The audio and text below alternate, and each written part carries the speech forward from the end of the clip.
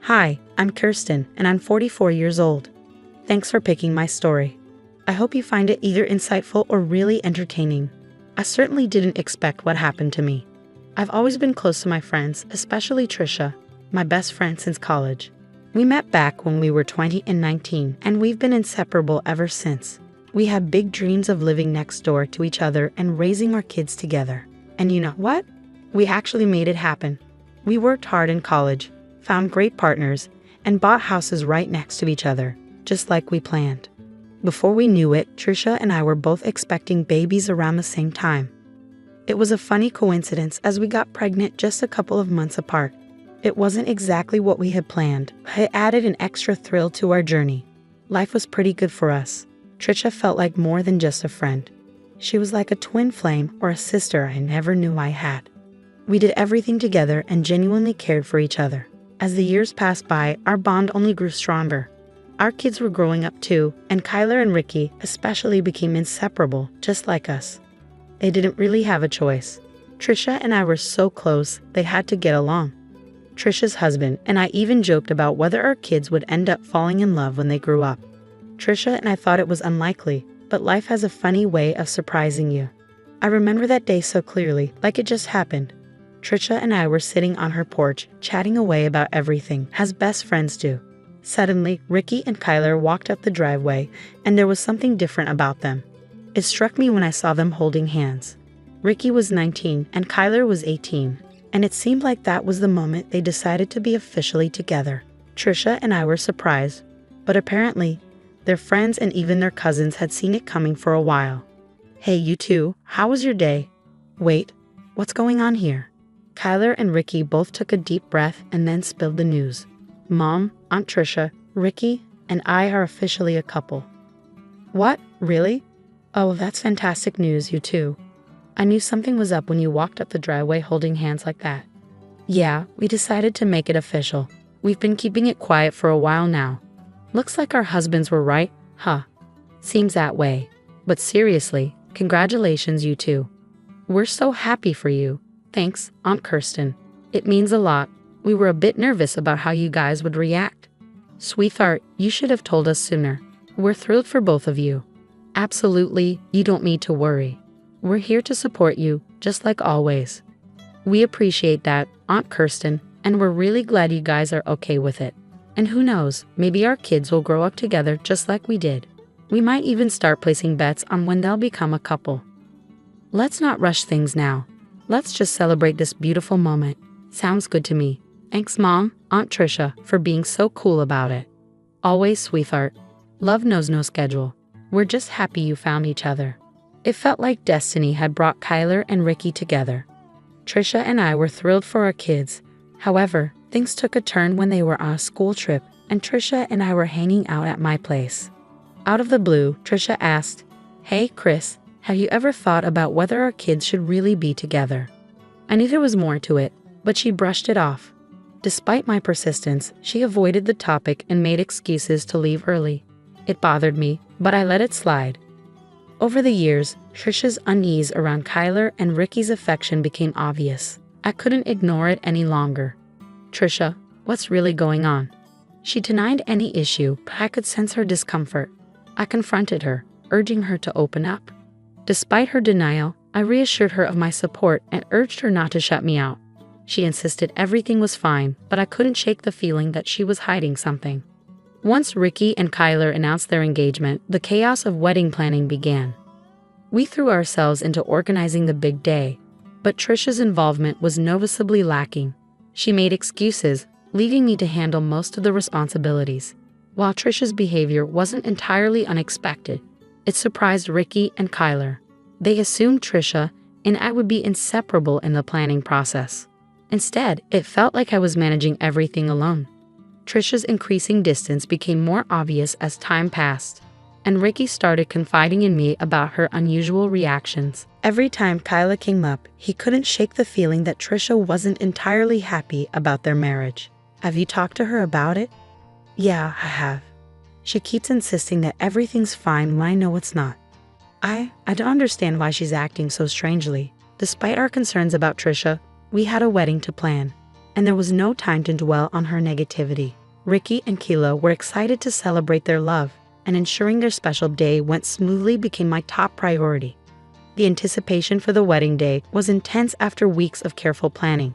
Despite our efforts, Trisha, who had been mysteriously absent leading up to the big day, seemed to cause unexpected disruptions. Each accidental spill or dropped item added to the chaos, and the timing seemed too coincidental to ignore. It just seems too convenient, don't you think? As we gathered in Keila's dressing room with the other bridesmaids, I found myself constantly shuttling between there and the venue, balancing the exhilarating responsibility of organizing the event with the exhaustion it brought. While making my rounds around the venue, I paused at the door of Keila's dressing room. The voices inside were quiet, and my curiosity got the best of me. Keila was talking to Trisha, and it seemed like the other bridesmaids were out of the room too. "What's going on, Trisha? You've been scarce, and your behavior. It's been strange." As I listened in, hoping for an honest conversation, what I heard stunned me. Trisha opened up, revealing her true feelings, and they weren't good. She was unhappy with Keila, criticizing her decisions and questioning if she was suitable for Ricky. It hit me hard. My lifelong best friend seemed to harbor serious negativity towards Keila. "I've never approved of you, Keila. Do you think you were raised properly? Do you think you're worthy of my son? You don't deserve him. I hate that this is happening. How can you say that? I had no idea you felt this way. You must have known. I've been uncomfortable around you for a long time. Then why didn't you speak up? Why wait until my wedding day to unload all this? If you had a problem with me, why not talk to me instead of making me out to be the villain? Not a chance. I won't ruin my son's happiness because of my issues with you. Even if he doesn't see your value now, he will eventually." It was like a punch to the gut. I couldn't believe Trisha had been keeping these resentments hidden, and her odd behavior on the wedding day seemed to stem from these deep-seated disapprovals. The gravity of what I overheard hit me like a ton of bricks. Someone I trusted so much was concealing toxic emotions. The joyous occasion of the wedding now felt tainted by this unpleasant truth. Feeling stunned and wounded, I had to decide what to do. I barged into the room, only to find my daughter, tears streaking down her face. Seeing Keila in distress ignited my anger, and I unleashed it on Trisha, demanding to know what her issue was. I was seething with fury, feeling betrayed and wounded by someone I consider family. "What on earth is going on, Trisha?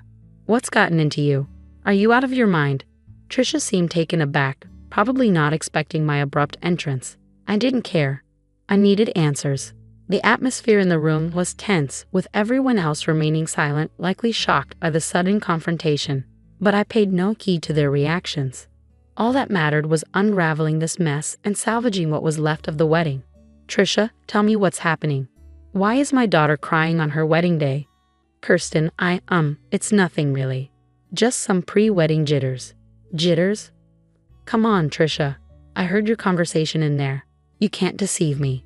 "You've misunderstood, Kirsten.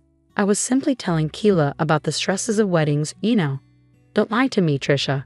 I heard you mention something about Ricky not deserving Keila and ruining his life. What's that supposed to mean? Do you think I raised my daughter poorly?" "No, Kirsten, you've got it all wrong. I was just expressing concern, offering motherly advice." "Motherly advice? Making my daughter cry is your idea of advice? Trisha, you're supposed to be my best friend.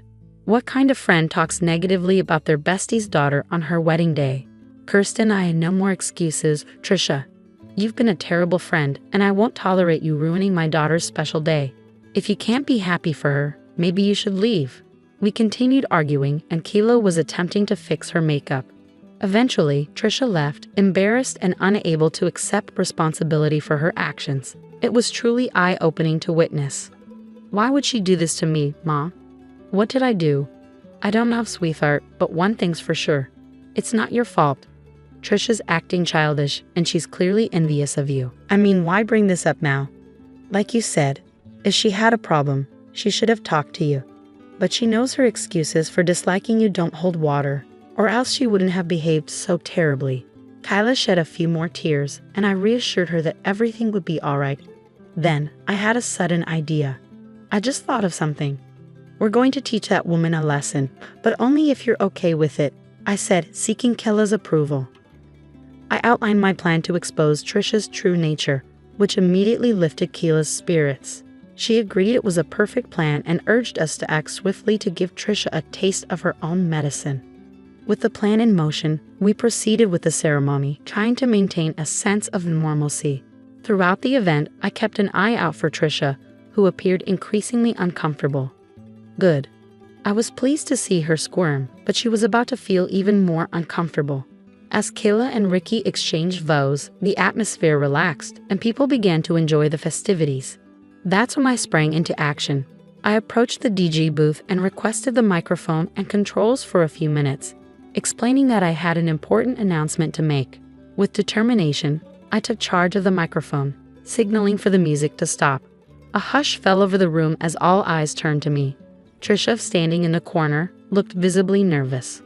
I began by thanking everyone for being part of the special day, but hinted at an unfortunate revelation. Ricky looked puzzled as I addressed the room about Trisha's recent behavior. I described her negativity and expressed my disappointment. Recently, I discovered something that deeply saddened me. It turned out that my supposed best friend of 20 years had been nothing but cruel to my daughter, making her cry just moments before she walked down the aisle. Gasps filled the room, and Trisha looked shocked, but she was about to be even more surprised by what I had on her. The tension in the air was palpable as I believed I had undeniable proof of Trisha's actions.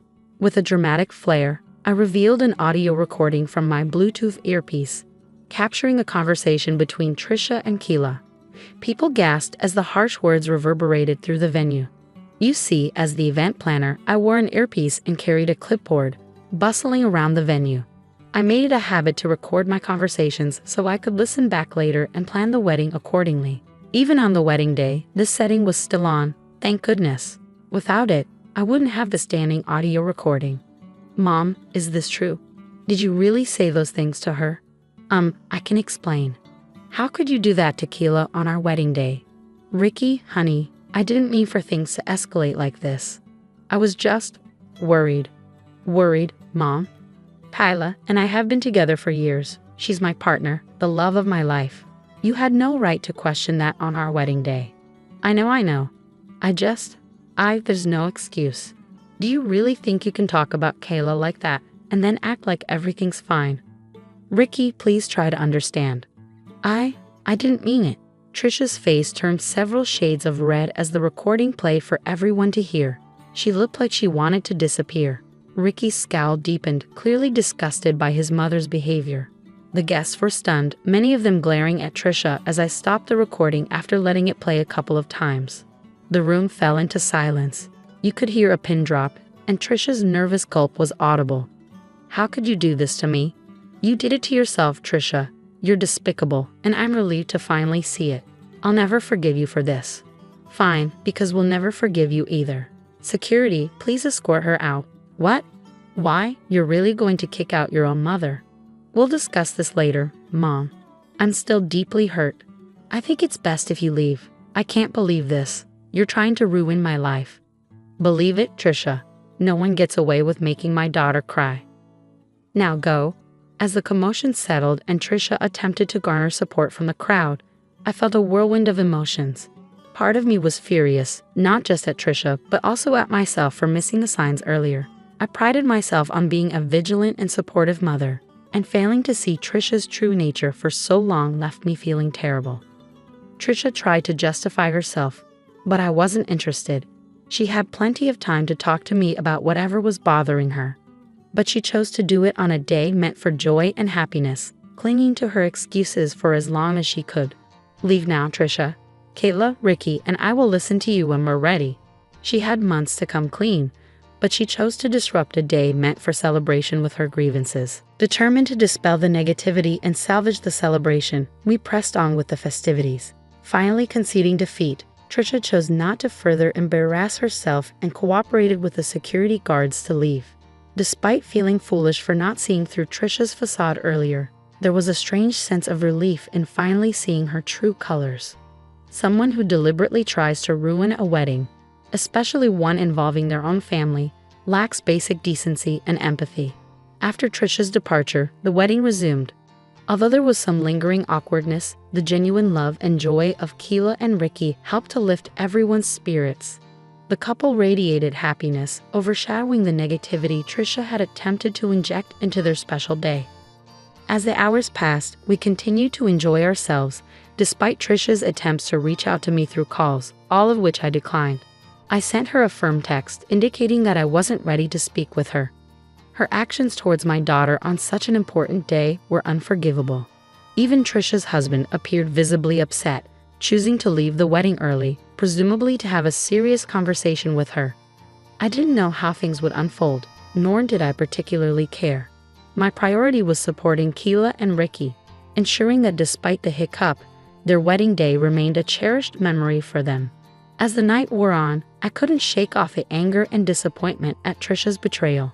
I made a vow to shield my daughter from any future harm, even if it meant severing ties with someone I had considered a best friend for years. Trisha had chosen her path, and I had chosen mine, one that prioritized the happiness and well-being of my family over toxic relationships. I wasn't looking for love, not really. At 28, I was a rising star at my finance firm. Spreadsheets were my love language, and my cubicle felt more like home than any bar or dating app ever could. Then came Sarah's rooftop party. Sarah, my coworker and best friend, had a knack for dragging me out of my comfort zone. This time, it was a mixed crowd, a bunch of artists and musicians Sarah knew, and a few of the more normal people from the office. That's where I saw him. He was arguing, well, more like playfully sparring, with a guy over the best way to restore a brick building. He was tall and lean, with kind eyes and a mess of dark brown hair that looked like he just ran his fingers through it. He wore a worn leather jacket over a faded t-shirt that probably had a band logo I wouldn't recognize.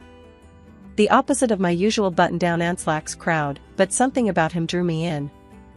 So, you think slapping a fresh coat of paint on history is a good idea? He was saying, a playful smile on his face. The other guy, a stocky dude with a shaved head, rolled his eyes. Hey, it preserves the structure, right? Yeah, but it erases the character, the guy in the leather jacket countered. The cracks and the wear, that's what tells the story. I found myself walking closer, drawn to their easy banter. Just then, Sarah appeared beside me, a mischievous glint in her eyes. Amelia, this is Mark, she said, nudging me forward. Mark, this is Amelia, the spreadsheet wizard I was telling you about. Mark turned, his smile widening when he saw me. Spreadsheet wizard, huh? Sounds impressive. It pays the bills, I replied, feeling a blush creep up my cheeks. But I can also hold my own in a conversation that doesn't involve amortization schedules. I winked at Sarah, who snickered. Challenge accepted, Mark said, his voice warm and inviting. So, Amelia the spreadsheet wizard, what do you think about preserving history? We ended up talking for hours about everything and nothing. He was an architect, passionate about restoring old buildings and giving them new life. I told him about my crazy hours at the firm and the satisfaction of closing a big deal. There were no awkward silences, just a comfortable flow of conversation that felt effortless. As the night wound down, we found ourselves standing by the railing, overlooking the city skyline. The air was cool, and goosebumps prickled my arms. This was fun, I admitted, surprised by the slight tremor in my voice. Yeah, he agreed, his gaze fixed on the glittering cityscape. I wouldn't mind doing this again sometime. Me neither, I blurted out before I could overthink it. We met with Mark's parents, Martha and Arthur, at a fancy restaurant they picked. The conversation flowed easily enough, at first. We talked about the wedding plans, the venue I'd booked, a beautiful old converted library, and the caterer I was stressing over. Turns out organic, locally sourced canapés are a pricey business.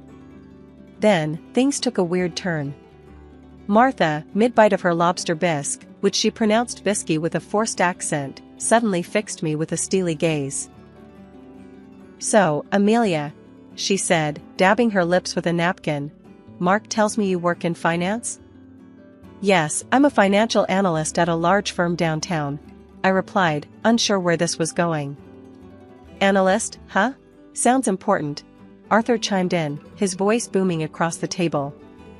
You must do well for yourself. Mark, who had been mostly quiet up until this point, cleared his throat. Dad, come on.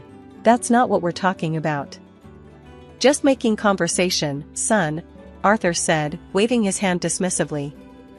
He turned back to me. So, Amelia, you mentioned a firm? Big name, I presume? I told him the name of the firm, a global player in the financial world. A satisfied smile spread across Martha's face. Excellent, she declared. And you say you do well for yourself? Investments? Stocks? That kind of thing? Yes, I manage a portfolio, I replied, feeling increasingly uncomfortable. This felt more like an interrogation than a meeting with my future in-laws. A portfolio, huh?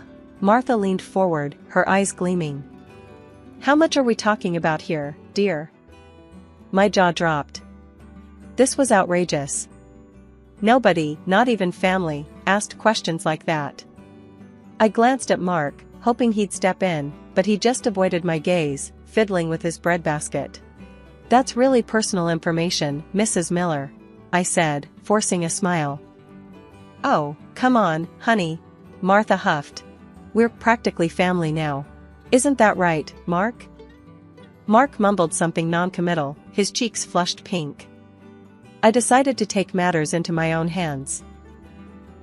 Look, I said, trying to keep my voice calm. Money isn't everything. Mark and I love each other, and that's what matters most. Love is great, sweetheart, Arthur chimed in again. But let's face it, love doesn't pay the bills. I took a deep breath. This dinner was turning into a disaster. Maybe we should stick to talking about the wedding, I suggested, hoping to change the subject. The next morning, I called my grandma. As soon as I hung up with her after recounting the dinner with Mark's parents, a wave of doubt washed over me. Her words, greedy and selfish people, echoed in my head.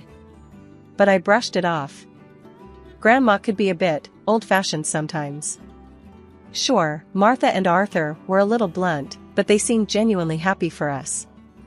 Maybe they were just a bit awkward when it came to expressing their emotions. Fast forward a few months, and wedding planning was in full swing.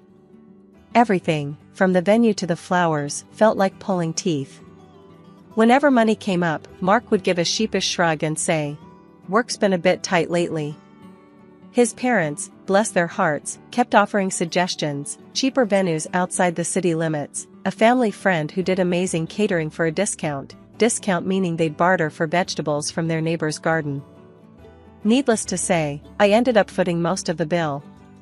Mark, ever the charmer, would say things like, "You're amazing, honey. Handling everything like a champ."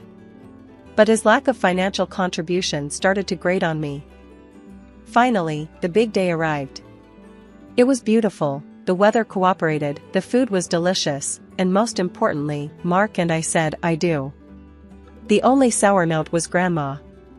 After the ceremony, she pulled me aside, her wrinkled face etched with concern. "Amelia, honey," she said, her voice low, "be careful with those in-laws of yours. They don't have your best interests at heart." I rolled my eyes. Here we go again.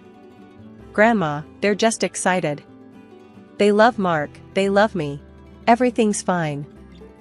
The honeymoon phase was barely over, the leftover wedding cake still sitting on the counter, when the first major in-law incident occurred. It was a Sunday morning, and Mark and I were still luxuriating in bed when a loud thump from downstairs shattered the peaceful silence. We exchanged a confused look, then Mark mumbled, "Probably the mail." Wrong. The thump was followed by a cacophony of rustling paper and muffled exclamations. Throwing on robes, we hurried downstairs to find a scene that could have been ripped straight out of a horror movie. Well, a horror movie with a lot of floral wrapping paper and gaudy gift bags. Martha and Arthur were sprawled on the living room floor, surrounded by wedding presents like vultures picking over a carcass.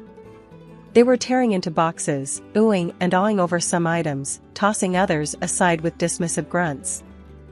"What in the world is going on here?" I demanded, my voice laced with disbelief. Martha, mid-unwrap, looked up and flashed a megawatt smile. "Amelia, darling. Just admiring your lovely wedding gifts." "Admiring?" I sputtered. "It looks more like you're ransacking the place." Arthur, holding up a crystal vase and squinting at it, snorted. "Relax, sweetheart. Just sorting things out. Can't have all this clutter lying around, can we?" Clutter? These were gifts, chosen with love, hopefully, by our friends and family. But before I could voice my outrage, Mark spoke up. "Maybe they should just leave the presents unopened, right?" he said, his voice mild. "Exactly," I chimed in, relieved he wasn't completely oblivious. Martha scoffed. "Don't be silly, honey. It's rude not to open presents. Besides," she added, her eyes gleaming, "we might find something truly special in here." Special for them, that much was clear. I watched in growing frustration as they picked through the gifts, setting aside anything that caught their fancy: a silver picture frame, a set of engraved wine glasses, a fancy cheese board. Finally, I couldn't take it anymore. "These are our wedding gifts," I said, my voice firm. "Not yours to take." "Look, honey," Martha said, her voice dripping with fake sweetness. "We just saw some things that would look lovely in our new house. You know, the one we're redecorating?" They were redecorating?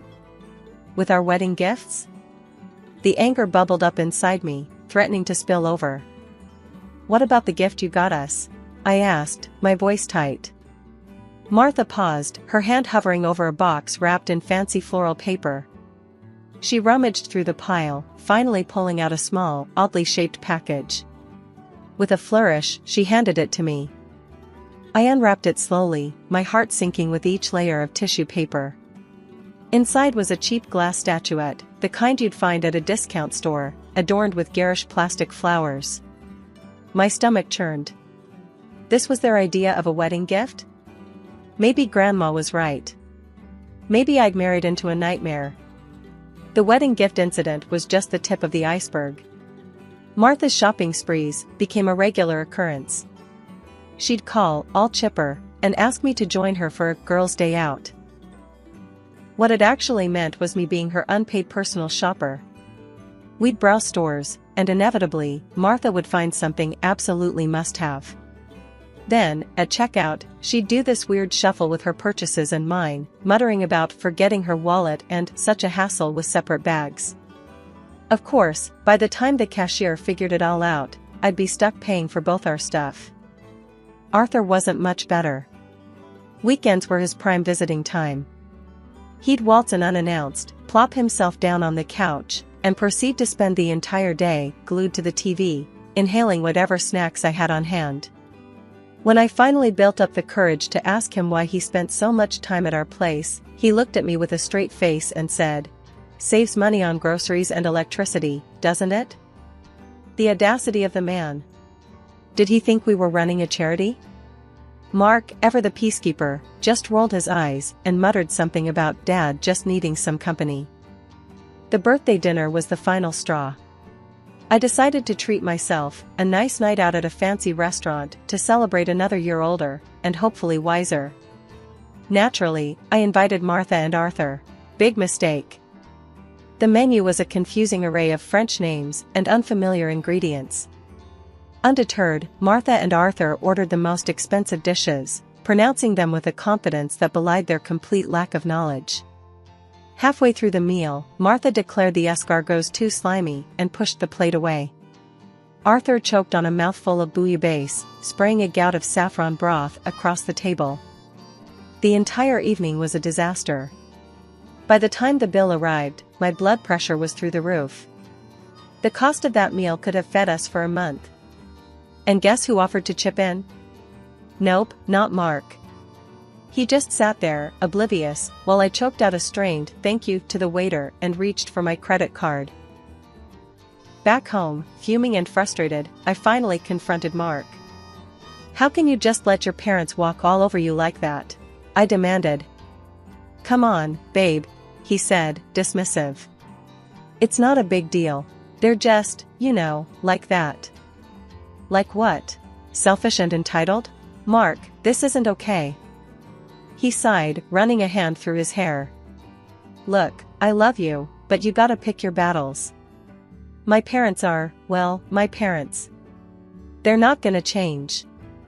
Maybe he was right. Maybe I had been naive, hoping to change them, to somehow mold them into the in-laws I'd always dreamed of. But the reality was staring me in the face. Martha and Arthur were who they were, and that wasn't going to change. The birthday dinner debacle was a turning point, but not the end. The in-law gift-giving strategy became painfully clear: shower us with cheap, impersonal trinkets on holidays and expect extravagant presents in return. A framed picture of a lighthouse for Christmas? Try a top-of-the-line espresso machine for Mother's Day, according to Martha's order. Any hint at the unbalanced value of gifts resulted in a lecture about family and not keeping score. My grandma, bless her soul, wouldn't dream of asking for anything.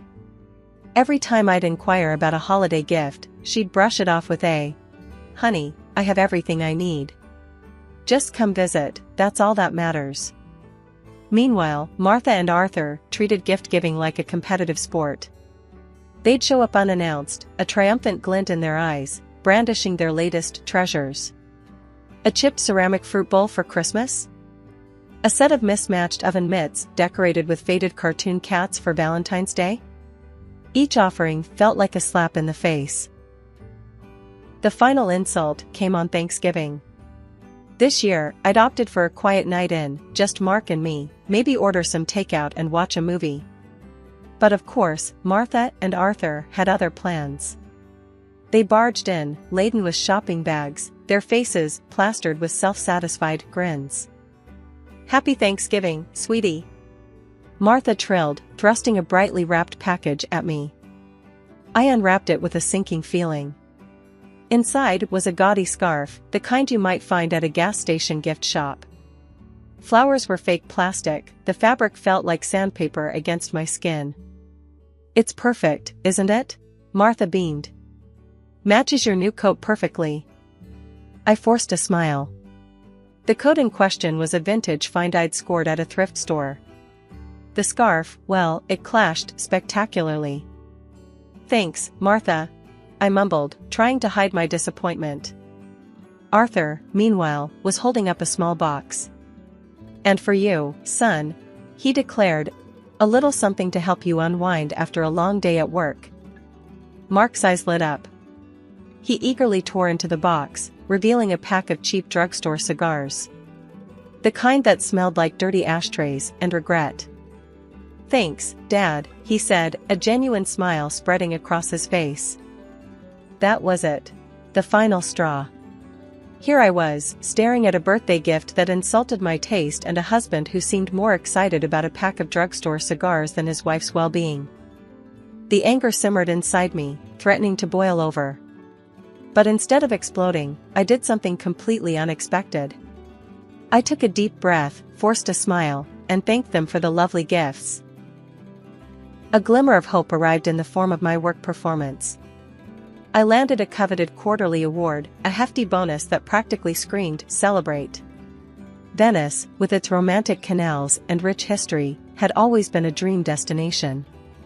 Knowing I spoke fluent Italian sealed the deal. This trip, I decided, would be a chance to reconnect with Mark, to escape the suffocating grip of his parents for a while. Except news travels fast, especially bad news to eager ears. Martha and Arthur, upon learning of our travel plans, descended like hungry vultures. "Venice, huh?" Martha cooed, her eyes gleaming with a disturbing avarice. "Sounds delightful. Always wanted to see those gondolas up close." "Actually," I said, trying to be polite, "this trip is just for Mark and me. A little romantic getaway." Arthur scoffed. "Come on, Amelia, don't be selfish. We've never been to Europe, let alone Venice. Think of the pictures." "Pictures?"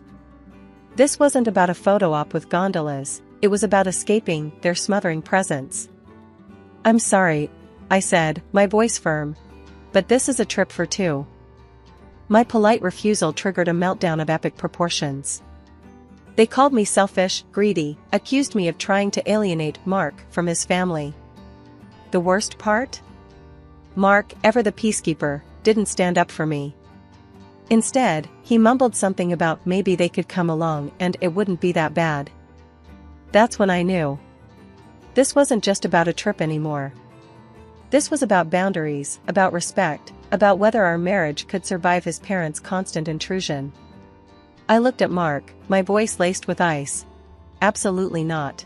This is our trip, and they are not invited. The fight that followed was brutal. Harsh words were exchanged, accusations hurled. By the end of it, a heavy silence had settled between us. We retreated to opposite ends of the apartment, a cold war brewing in our once happy home.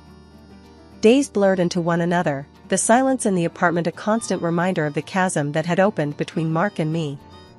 I didn't call his parents, the mere thought of their entitled whining made my stomach churn. Mark remained in his self-imposed exile, the only communication a terse, "good morning," mumbled in the kitchen each day. Then, on a random Saturday morning, I woke up to an empty apartment and a sinking feeling in my gut. My phone buzzed on the nightstand, the notification sound grating on my nerves. Glancing at it, my blood ran cold. Airline ticket confirmations. 3 of them. To Venice. Purchased from my account. Panic clawed at my throat. No. It couldn't be.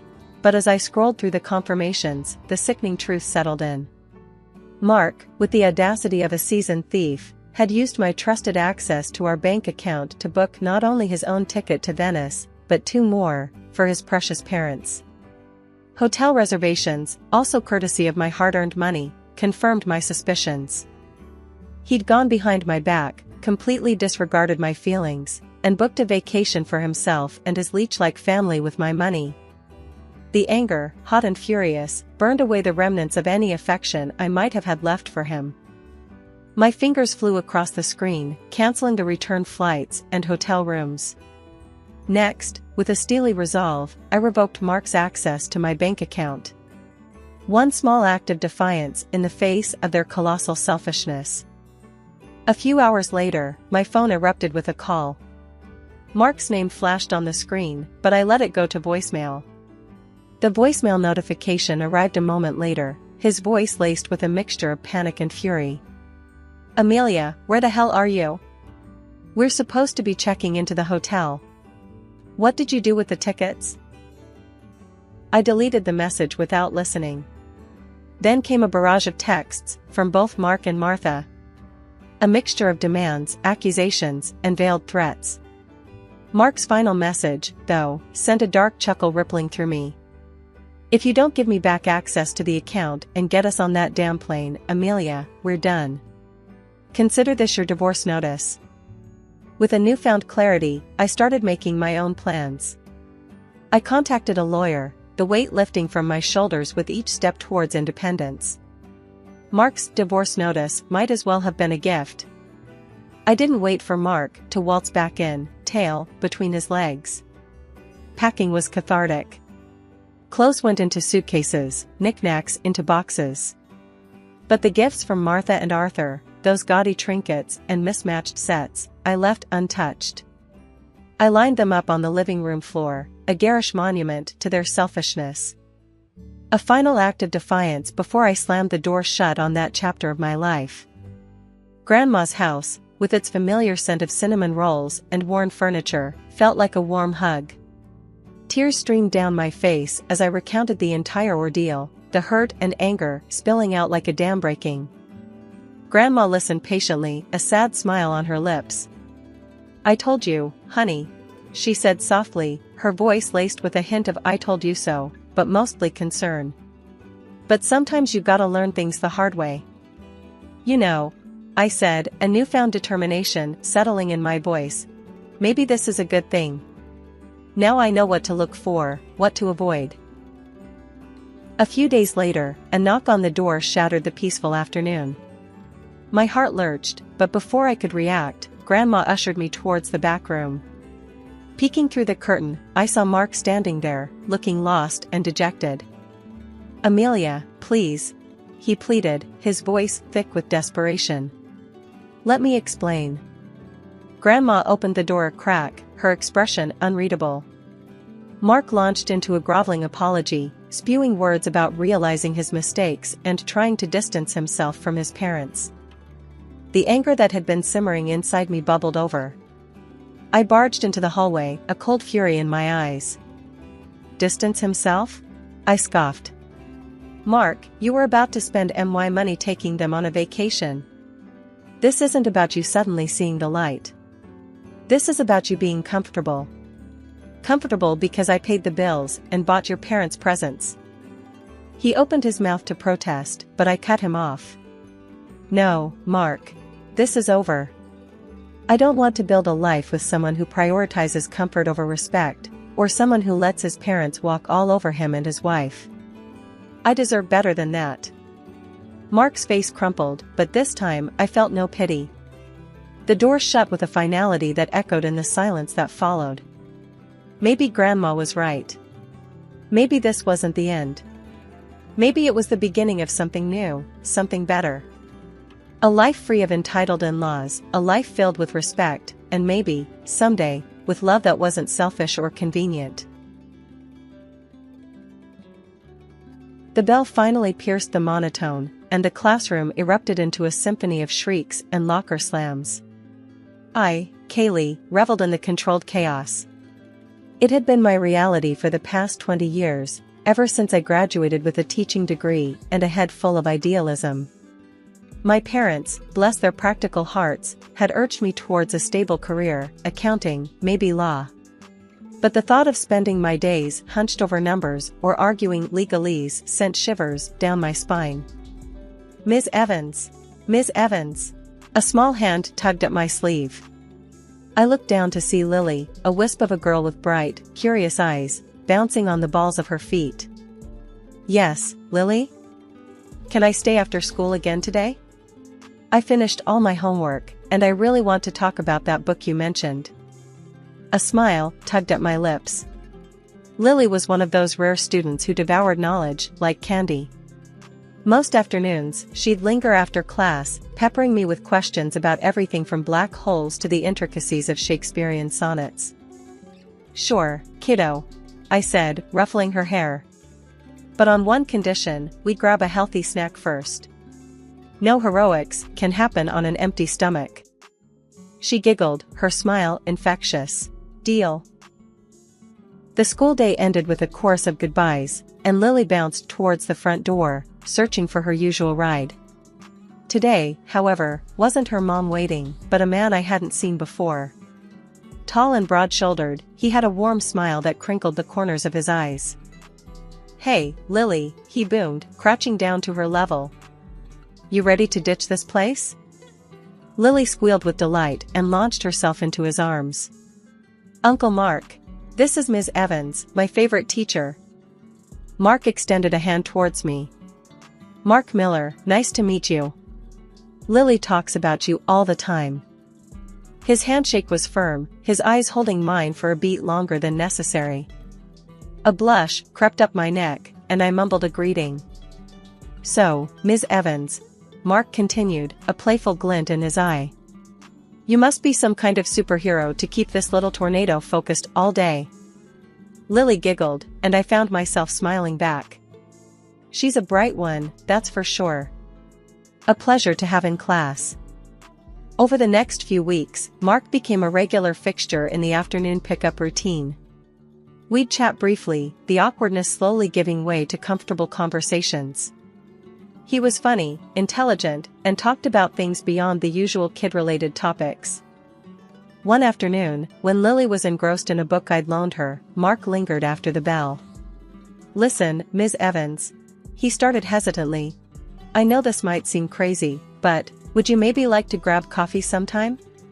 Not with Lily, of course. Just us. My heart skipped a beat. Sure. I stammered, surprised by how quickly the answer tumbled out. That coffee turned into dinner, then drinks, then stolen moments whenever our schedules allowed. We were falling fast, caught in a whirlwind of stolen glances and late-night texts. A year later, Mark slid a diamond ring onto my finger, his eyes mirroring the joy in mine. We married in a small ceremony, surrounded by close friends and family. My parents, initially hesitant about the whirlwind romance, were won over by Mark's easy charm. Life seemed perfect. I gained a loving husband, a kind and supportive mother-in-law, and a rambunctious niece, Lily, who spent most weekends at our place. Lily's mom, Mark's sister, Sarah, was another story entirely. With fiery red hair and a penchant for tight skirts, Sarah cut a figure of chaos. Most evenings, Mark would field frantic calls from her, usually ending with him rolling his eyes and muttering about another man crisis. Sarah, in turn, barely tolerated me. Every visit was punctuated by backhanded compliments about my boring life choices and envious jabs at our family. One night, after a particularly scathing remark about my old-fashioned values, I finally snapped. "Mark," I hissed after Sarah flounced out the door, "Lily needs more stability. Can't you see that woman wouldn't know responsibility if it bit her in the butt?" Mark scowled. "She's my sister." Frustration bubbled over. "And Lily's your niece. How long are you going to pretend it's all sunshine and rainbows? That girl needs a real parent, not a walking party trick." Mark stormed out, leaving me fuming in the living room. This wasn't the first time we'd argued about Sarah, and it wouldn't be the last. A small seed of worry had taken root in my mind, a worry that would soon blossom into a full-blown storm. A few months after the wedding bliss settled, it was time for the grown-up talk. We sat at the kitchen table, the remnants of takeout scattered around us. "Mark," I began, trying to keep my voice neutral, "we need to talk about finances." He sighed, pushing back his chair. "Finances? What's the deal, honey? We agreed on a shared account, remember? 50-50. It seems like you haven't been contributing much lately." My words hung in the air, heavy with unspoken accusation. Mark's brow furrowed. "Yeah, well, things came up. Sarah's going through a rough patch again. Needs some help with Lily and all." "Again?" My frustration simmered. "Mark, we can't keep bailing her out every other month. We have bills to pay, groceries to buy. Look, Sarah's family. I gotta help her out, alright?" His voice was laced with a defensive edge. "And what about our family?" I retorted, my voice rising a notch. "Isn't Lily our family too? You're basically paying for their meals with our money." Mark slammed his fist on the table, making me jump. "Don't you get it, Kaylee? They need it more than we do. You keep the damn house clean, that's your contribution. Stop nagging about every dime." The anger in his voice startled me. This wasn't the easygoing Mark I married. This was a man with a secret and a growing resentment towards me. I swallowed the lump in my throat, refusing to be bullied. "That's not fair, Mark. We agreed on a system, and you're breaking it." He scoffed. "Life happens, honey. Deal with it." With that, he stormed out, leaving me alone in the cold silence of the kitchen. The takeout tasted like ash in my mouth. Mark's outburst confirmed the gnawing suspicion in my gut, something wasn't right with Sarah's rough patch. This wasn't a one-time thing, it was a pattern. I spent that night staring at the ceiling, a knot of worry tightening in my stomach. The next few months were a blur. Mark stopped contributing altogether. Every time I brought it up, he'd brush me off with a flimsy excuse or a snide remark. The bills started piling up. I dipped into my savings, then resorted to using my own salary to keep the house afloat. It felt like I was single-handedly supporting a family that wasn't even mine. The worst part? Mark didn't seem to care. He continued to spend his evenings, glued to his phone, taking calls from Sarah and disappearing for hours on end. The man I loved, the man who promised a future together, was slowly becoming a stranger, his secrets creating a widening chasm between us. 6 months crawled by, each day a monotonous echo of the last. Mark's absences grew longer, his excuses flimsier. He'd vanish for entire evenings, his phone perpetually on silent. When he did grace us with his presence, it was a fleeting hello and a quick goodbye, his attention glued to his phone like a lifeline. Family dinners at my in-laws became a painful charade. Mark, a ghost at his own table, would mumble half-hearted greetings before disappearing into whispered phone conversations on the patio. My mother-in-law, bless her perceptive heart, would shoot me concerned glances, her silence speaking volumes. One night, after another empty silence settled over our dinner plates, I snapped. Mark, barely acknowledging my presence, shoved his food around the plate with a restless energy that made my skin crawl. Mark, I said, my voice tight with frustration, we need to talk. He glanced up, a flicker of annoyance crossing his face. About what, honey? About you. About us. About where the hell you are all the time. The words tumbled out, a dam bursting after months of pent-up emotions. Mark sighed, a theatrical display of exasperation. Look, I'm swamped at work. It's a demanding time, all right? Work?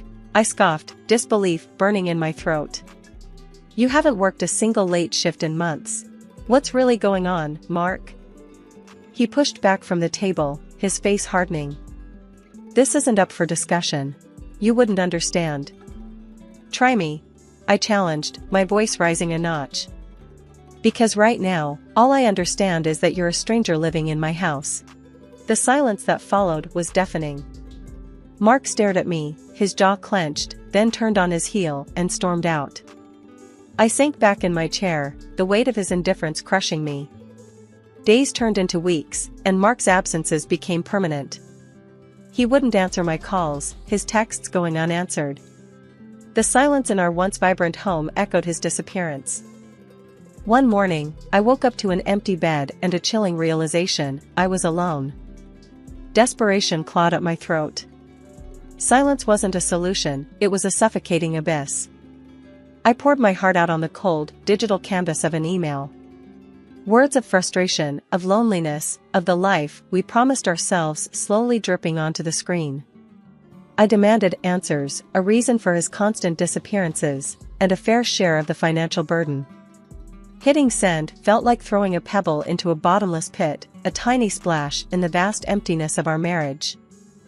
The silence stretched on, a cruel confirmation of my suspicions. No apology, no explanation, just a deafening void. But then, when the sun dipped below the horizon, painting the sky in angry hues of orange and red, I found it. A single sheet of paper on the kitchen table, stark white against the worn wood. Divorce papers. Signed. By Mark. My breath hitched. The world tilted on its axis. I snatched the paper, the words blurring before my eyes. Anger, hotter than I'd ever known, surged through me. I slammed my phone on the table, dialing his number with trembling fingers. Ring, ring, voicemail. I left a blistering message, demanding a damn explanation. But the only reply was the sterile voice of his automated system. I dialed again, and again, a desperate hope clinging to the possibility of his voice. Finally, after what felt like an eternity, a voice answered. But it wasn't Mark's. It was a young, flippant voice, dripping with an air of entitlement. Who is this? She drawled. It's Kaylee. I choked out, my voice barely a whisper. Mark's wife.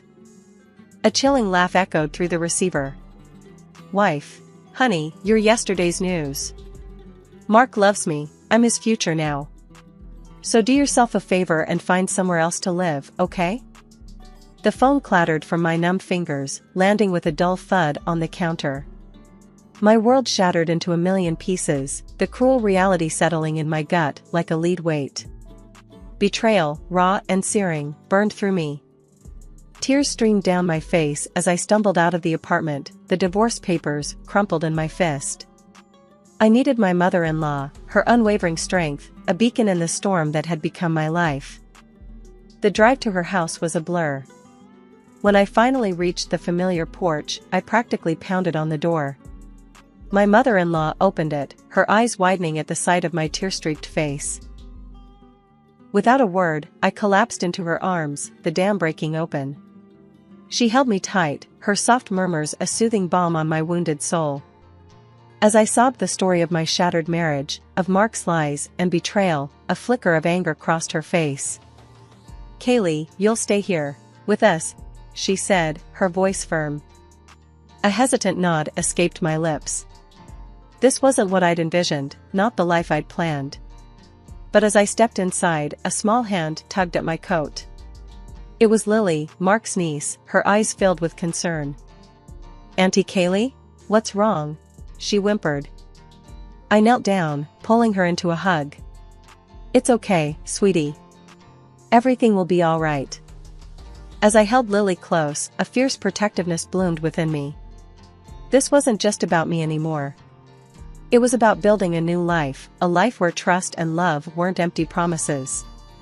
It was about starting over, stronger and wiser. The journey ahead would be daunting, but I wouldn't face it alone. The taste of betrayal still lingered, a stale ash in my mouth.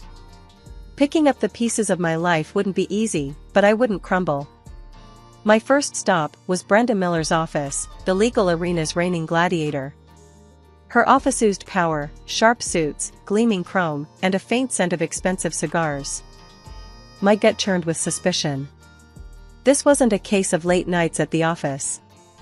This was something deeper, something he desperately wanted to hide.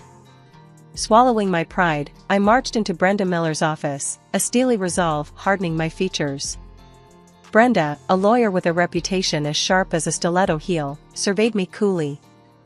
"Divorce," I stated, the word heavy on my tongue. "And financial compensation." A flicker of interest sparked in Brenda's eyes. "Intriguing, Kaylee. But accusations are like tissues, used and discarded. We need proof, concrete evidence to bury your husband and his little secret." That evidence came in the gruff form of Rex Matheson, a private investigator with a nose for trouble and a face like a well-worn map. A hefty wad of cash later, Rex was on the case. Days bled into weeks, the silence in the apartment punctuated only by the tick-tock of the clock. Then, one rainy evening, Rex materialized on my doorstep, a manila folder clutched in his hand like a shield. "This," he rasped, his voice sandpaper on concrete, "might be what you're looking for." My heart hammered a frantic rhythm against my ribs as I flipped through the contents, transcripts, and audio recordings. Each word that spilled from the speakers was a fresh shard of betrayal. Sarah, my supposed sister-in-law, and her friends' voices filled the room, a sickening symphony of deceit. "He's got a sweet job, Sarah," the friend's voice dripped with envy. "He practically prints money." "Exactly," Sarah cackled, the sound devoid of any warmth. "That damn apartment, it should be mine. As soon as you marry Mark, we can convince him to sell it. Maybe I'll try to convince him of Lily's illness and her expensive treatment. We'll split the profits, just like we planned." My blood ran cold. Sarah, the leech, had been using Mark all along, and her friend, my husband's lover, played along with her in everything. Our comfortable apartment wasn't a home for her brother, it was a golden ticket to a life of luxury.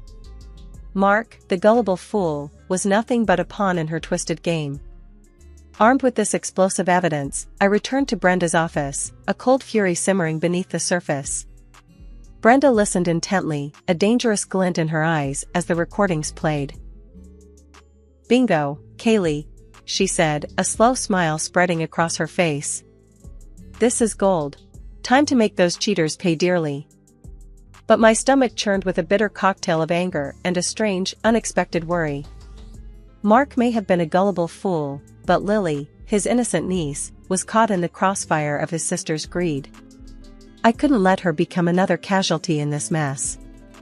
Instead of confronting Mark or Sarah directly, I decided to play a different game. I called my mother-in-law, my voice tight with urgency. "Something big needs to happen, Rita," I said. "I need everyone at the house, now." The following evening, a tense silence filled the air as we all sat around the dining table, me, Mark, his stony-faced mother and father, and Sarah, who sauntered in last, a reeking cloud of alcohol and bad attitude clinging to her like a cheap perfume. Before I could even utter a word, Sarah burst out. can you believe this? Child Protective Services just barged into my place, accusing me of being an unfit mother. Lily's in some damn shelter now, the little ingrate. Disgust tightened my throat. This woman, who saw her own daughter as a mere pawn in her twisted game, now had the audacity to play the victim. Sarah continued to rant, oblivious to the storm brewing in my eyes. It was then, with a steely voice that surprised even myself, that I spoke. Actually, Sarah, I said, leaning forward, I contacted Child Protective Services. The room fell silent. Sarah's eyes widened, her drunken stupor momentarily forgotten. Mark gaped at me, his face a mask of confusion. You what? Sarah shrieked, her voice laced with a dangerous edge. Why you meddling? Because, Sarah, I cut her off, my voice unwavering. You are a terrible person. You used your own brother for money, and now you're willing to throw your own daughter under the bus to get what you want. Lily deserves better than that. Sarah lunged at me, a feral snarl contorting her face. Before she could connect, Mark, bless his slow on the uptake self, finally reacted, grabbing her arms and holding her back. Get your hands off me! Sarah shrieked, flailing uselessly. You're both finished. You'll pay for this. Mark, still bewildered, finally spoke. What was all that about, Kaylee? I pressed play on the recorder, the damning conversation between her and her friend filling the room. Mark's face drained of color with each passing word. Shame and disbelief flickered in his eyes as he heard his sister's cruel assessment of him, a mere ATM to be manipulated. Sarah, cornered and desperate, erupted. This is bullshit, she shrieked, her voice laced with a barely concealed tremor. You have no right to stick your nose in our family business. This isn't your place. Ignoring her outburst, I kept my gaze fixed on Mark. This was his moment of truth, the moment he saw his sister for who she truly was, a scheming manipulator. Rita, my normally composed mother-in-law, joined the fray. Sarah, how could you? Her voice, usually laced with warmth, dripped with disappointment. This is betrayal of the worst kind. Sarah scoffed, a cruel twist of her lips, the only response. Betrayal? She sneered. Please, spare me the dramatics. This was always the plan. First, soften Mark up, then that fancy apartment becomes mine. And after that, she continued, her voice dripping with malice, it's your turn, old folks. Your retirement nest egg looks mighty comfortable. The revelation slammed into Rita and John like a physical blow. Their eyes widened in horror, their faces a mask of betrayal. As for Sarah, she continued her drunken tirade, a string of obscenities spewing from her lips like a malfunctioning faucet. It was a pathetic display, a stark contrast to the poised manipulator she'd pretended to be. Turning back to Mark, I met his gaze. Well, Mark, I said, my voice surprisingly calm, the evidence of your infidelity is clear. Now, let's talk about financial compensation. Mark opened his mouth, a plea for forgiveness hanging in the air. But before he could speak, I held up a hand, silencing him. There's nothing left to say, I said, my voice firm. You had your chance, Mark. Now, it's time for me to move on. The gavel slammed down, a final punctuation mark on a messy chapter. Divorce. Financial compensation secured. Justice, though bittersweet, had been served. Sarah and her conniving friend were convicted of attempted fraud, their dreams of a swanky apartment evaporating like cheap perfume. Lily, my ex-husband's niece, remained the biggest casualty. Custody battles ripped through the family court, and in the end, a bombshell dropped: Sarah's ex wasn't the biological father. The truth, like a stubborn weed, refused to stay buried. With no known father and an unfit mother, the judge placed Lily under Rita's care. Her once empty house transformed into a bustling haven. Rita, initially overwhelmed, found solace in raising Lily. We settled into an unlikely, but surprisingly functional, routine. One quiet evening, Lily, a tangle of blonde curls and boundless energy, snuggled onto my lap. Mother isn't coming back, is she? She asked, her voice small. A lump formed in my throat. No, honey, I said gently. But you're stuck with me now. A smile, as bright as a sunflower, bloomed on her face. Good, she declared, wrapping her arms around me. I love you more than glitter and ice cream combined. But the following events threw me into shock. It happened on an ordinary Friday evening. Rita and John, my ex-in-laws, sat across from me, their faces etched with a mixture of sadness and resolve. We changed the will, John stated bluntly, his voice gruff. The house, the savings, everything goes to you and Lily. My jaw dropped. But, why? I stammered, completely thrown off guard. Rita reached out and squeezed my hand, her eyes filled with a complicated mix of emotions. You opened our eyes, Kaylee, she said softly. We see Mark for who he truly is now, a spineless fool easily manipulated by his own sister. But what about Mark? I asked hesitantly. He's your son. John's face hardened. Blood doesn't mean everything, Sarah. He made his choices, now he has to live with them. Rita chimed in, her voice firm. You and Lily, you're the family we have left. You've been there for us, for Lily, and that's worth more than any blood tie. Life continued its steady march forward. The house, once echoing with emptiness, was now filled with Lily's infectious laughter and Rita's gentle guidance. We were an unlikely family, a hodgepodge of heartbreak and resilience, but it worked. I never believed in fate, not until the day I bumped into Alex at the department store. It was one of those busy sale days, the kind where you find yourself elbow to elbow with strangers, all hunting for a bargain. That's where our story began, amidst the chaos and the discount signs. I'm Sarah, by the way, a librarian with a love for quiet spaces and the rustle of pages. My life was simple, routine, and I liked it that way. Then, Alex stormed in, like a character out of one of those romance novels I secretly enjoyed during my lunch breaks. He was a sales manager, a man who thrived in the hustle and the bustle, a stark contrast to my own world. Hey, watch it! I snapped as someone's hand brushed against mine, reaching for the last lamp on sale. I looked up, ready to unleash my frustration on the intruder, but my words faltered.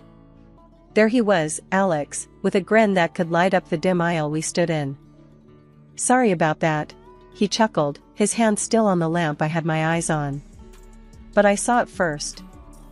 I raised an eyebrow, unimpressed. Dream on. I've had my eye on this since I stepped into this aisle. The banter could have ended there, with one of us walking away in defeat. But Alex, with his easy charm, suggested, how about we grab a coffee instead? My treat. You can tell me all about the other bargains you've snatched today. I was taken aback. Men like him didn't usually notice women like me, women who preferred the background, the sidelines. Yet, there was a sincerity in his eyes that caught me off guard. Against my better judgment, I found myself nodding, a small smile creeping up on my face. The coffee shop was crowded, but Alex found us a quiet corner. As we sat, sipping on our drinks, the conversation flowed effortlessly. He talked about his job, how he loved the challenge, the thrill of closing a deal. I shared my passion for books, how each page whisked me away to a different world. You're interesting, Sarah, he said, his gaze intense. Most people I meet are all about the surface stuff. But you've got depth. I could feel my cheeks heating up at his words. No one had ever described me like that before. And you're not what I expected, I admitted. I thought sales managers were all about the hard sell, the smooth talk. Alex laughed, a deep, rich sound that filled the space between us. Guilty as charged. But there's more to me than just the job, you know. We talked until the coffee shop began to close, neither of us wanting the night to end. It was then that Alex asked for my number, his phone already in hand. I'd like to do this again, Sarah. Without the argument over a lamp. I hesitated, a part of me wary of stepping into unknown territory. Yet, as I looked into his eyes, I saw a glimpse of something more, a connection I couldn't quite explain. So, I gave him my number, setting the stage for what would become the most tumultuous chapter of my life. Our chats turned into dates into a relationship, and before I knew it, Alex and I were standing at the altar, promising each other forever. We moved into his house, a cozy little place that soon felt like home. Our dreams of starting a family, however, proved to be a challenge, testing our bond in ways I never imagined. Life has a way of flipping the script on you, doesn't it? For years, Alex and I chased the dream of having a kid, running the gamut of tests only to be told by doctors to keep the faith. We did, until we didn't. Somewhere down the line, hope turned into acceptance that it would just be the two of us. Only, that acceptance brewed a distance between Alex and me, a gap that widened with every late night he spent at work or with his buddies while I was left to stare at the empty rooms of our home. I really tried to bridge that gap. "Alex, maybe we should see someone, a professional to talk about this," I suggested one evening, mustering all the courage I had. He looked at me like I'd suggested selling the house to join the circus. "A shrink? For what? So they can tell us how to talk to each other?" "No way, Sarah." And just like that, the conversation was over before it even began. But life, unpredictable as ever, had another curveball in store. Feeling off one day led me to the hospital, tests, and then the shocker of a lifetime, I was pregnant. The joy of it overwhelmed me, a joy I couldn't wait to share with Alex. His reaction, though, was as cold as ice. "Pregnant? Sarah, you know how old you are, right? You're an old 39-year-old woman with your sores and problems. This is risky, dangerous even. Maybe we should think about not going through with it." His words hit me like a slap. Not go through with it? "Alex, this is our baby, our miracle." But the Alex standing in front of me wasn't the man I married. This version was distant, cold, and calculated. A miracle? Or a mistake? Think about it, Sarah. Pregnancy was anything but easy. My body felt like it was on a roller coaster, and my heart? Well, it was breaking. Alex's visits were few and far between, each one more awkward and strained than the last. Coming home from the hospital only meant returning to a house that felt less and less like a home. "You're not even working, Sarah." "I'm out here, busting my ass, and for what? So you can play house?" Alex threw those words at me one night, his frustration boiling over. I bit back the hurt, the anger. "Playing house? Is that what you think I'm doing?" "I'm carrying our child, Alex. Our child." But it was like talking to a wall. A wall that was packing its bags and moving farther away from me with each passing day. Our conversations dwindled to nothing, our interactions mere ghostly encounters. The man I once thought I'd grow old with had become a stranger, passing through the life of me and our soon-to-be child like a ship in the night. When I thought I'd faced the toughest battles, life proved me wrong. Giving birth to Daniel was both a miracle and a storm's beginning. Barely catching my breath from labor, the doctors hit me with news that felt like a punch to the gut. Daniel was sick, they said, he will be disabled, and everything that an ordinary child can do will become inaccessible to him. Hearing that, I felt my world tilt. It was one of those moments where everything slows down, and all you can hear is your heartbeat loud in your ears. But I had to be strong, for Daniel. I was reeling, trying to wrap my head around this new reality, when Alex walked into the hospital room. His face was stone, eyes cold, a harbinger of the storm to come. "Sarah, what's this I hear about Daniel being sick?" His voice was sharp, cutting through the sterile air of the hospital room. I swallowed, trying to find the words. "The doctors, they said he has a serious condition. But we can." "Serious condition?" Alex interrupted, his voice rising. "He is an invalid, a worthless person." "And whose fault is that, huh? You had to push for this, didn't you? At your age?" His words shocked me. "A worthless person?" "Alex, how can you say that? We wanted him, we tried for him." "Wanted? He laughed, a harsh, bitter sound. I wanted a healthy child, Sarah. Not a lifetime burden. Do you have any idea how much this is going to cost us? How much he's going to need? I felt my heart break, piece by piece. He's your son, Alex. Our son. How can you talk like this? Alex paced, a caged animal looking for an escape. No, Sarah. I can't do this. I won't. I want a divorce. The word hung in the air, heavy and final. A divorce? I echoed, disbelief and pain mingling in my voice. Yes. And I want it clean and quick. I'll take the house, you take the kid. That's it. I was speechless, watching the man I thought I knew transform into a stranger. And what about Daniel? My voice was barely a whisper. I want nothing to do with him. You'll have to sign papers saying I gave up all rights. That's my condition. The absurdity of the situation hit me then. This was no longer the man I married, this was someone else entirely. I agreed, not because I wanted to, but because I knew Daniel and I were better off without him. Leaving the house we shared, the life we built, felt like tearing away a part of myself. But as I held Daniel close, I knew it was the start of something new, something ours. Then, the final blow came. Friends told me Alex had moved someone and almost immediately after I left, a young, pregnant woman. The pieces fell into place, the late nights, the detachment. He'd been living a double life, and now he was starting a new chapter, without a backward glance. Starting over was no walk in the park. With Daniel in my arms and my life in shambles, I found myself on the doorstep of a new beginning. The house we moved into was modest, nothing like the one I'd left behind, but it was ours, and that made it perfect. I was ready to devote my whole life to my special baby. But the day the doctor told me there had been a mistake with Daniel's diagnosis was the day my world shifted on its axis. For years, I'd braced for a life of challenges, of endless doctor visits and sleepless nights. Then, suddenly, we were handed a clean slate. I'm terribly sorry for the error. Your son is perfectly healthy, he'd said, looking both relieved and embarrassed. I could have been angry, but all I felt was an overwhelming rush of gratitude. Daniel was going to be okay. We were going to be okay. I threw myself into motherhood with a vigor I didn't know I had. Those early years were a blur of milestones, of first words, first steps, and countless firsts that filled our days with joy and our hearts with love.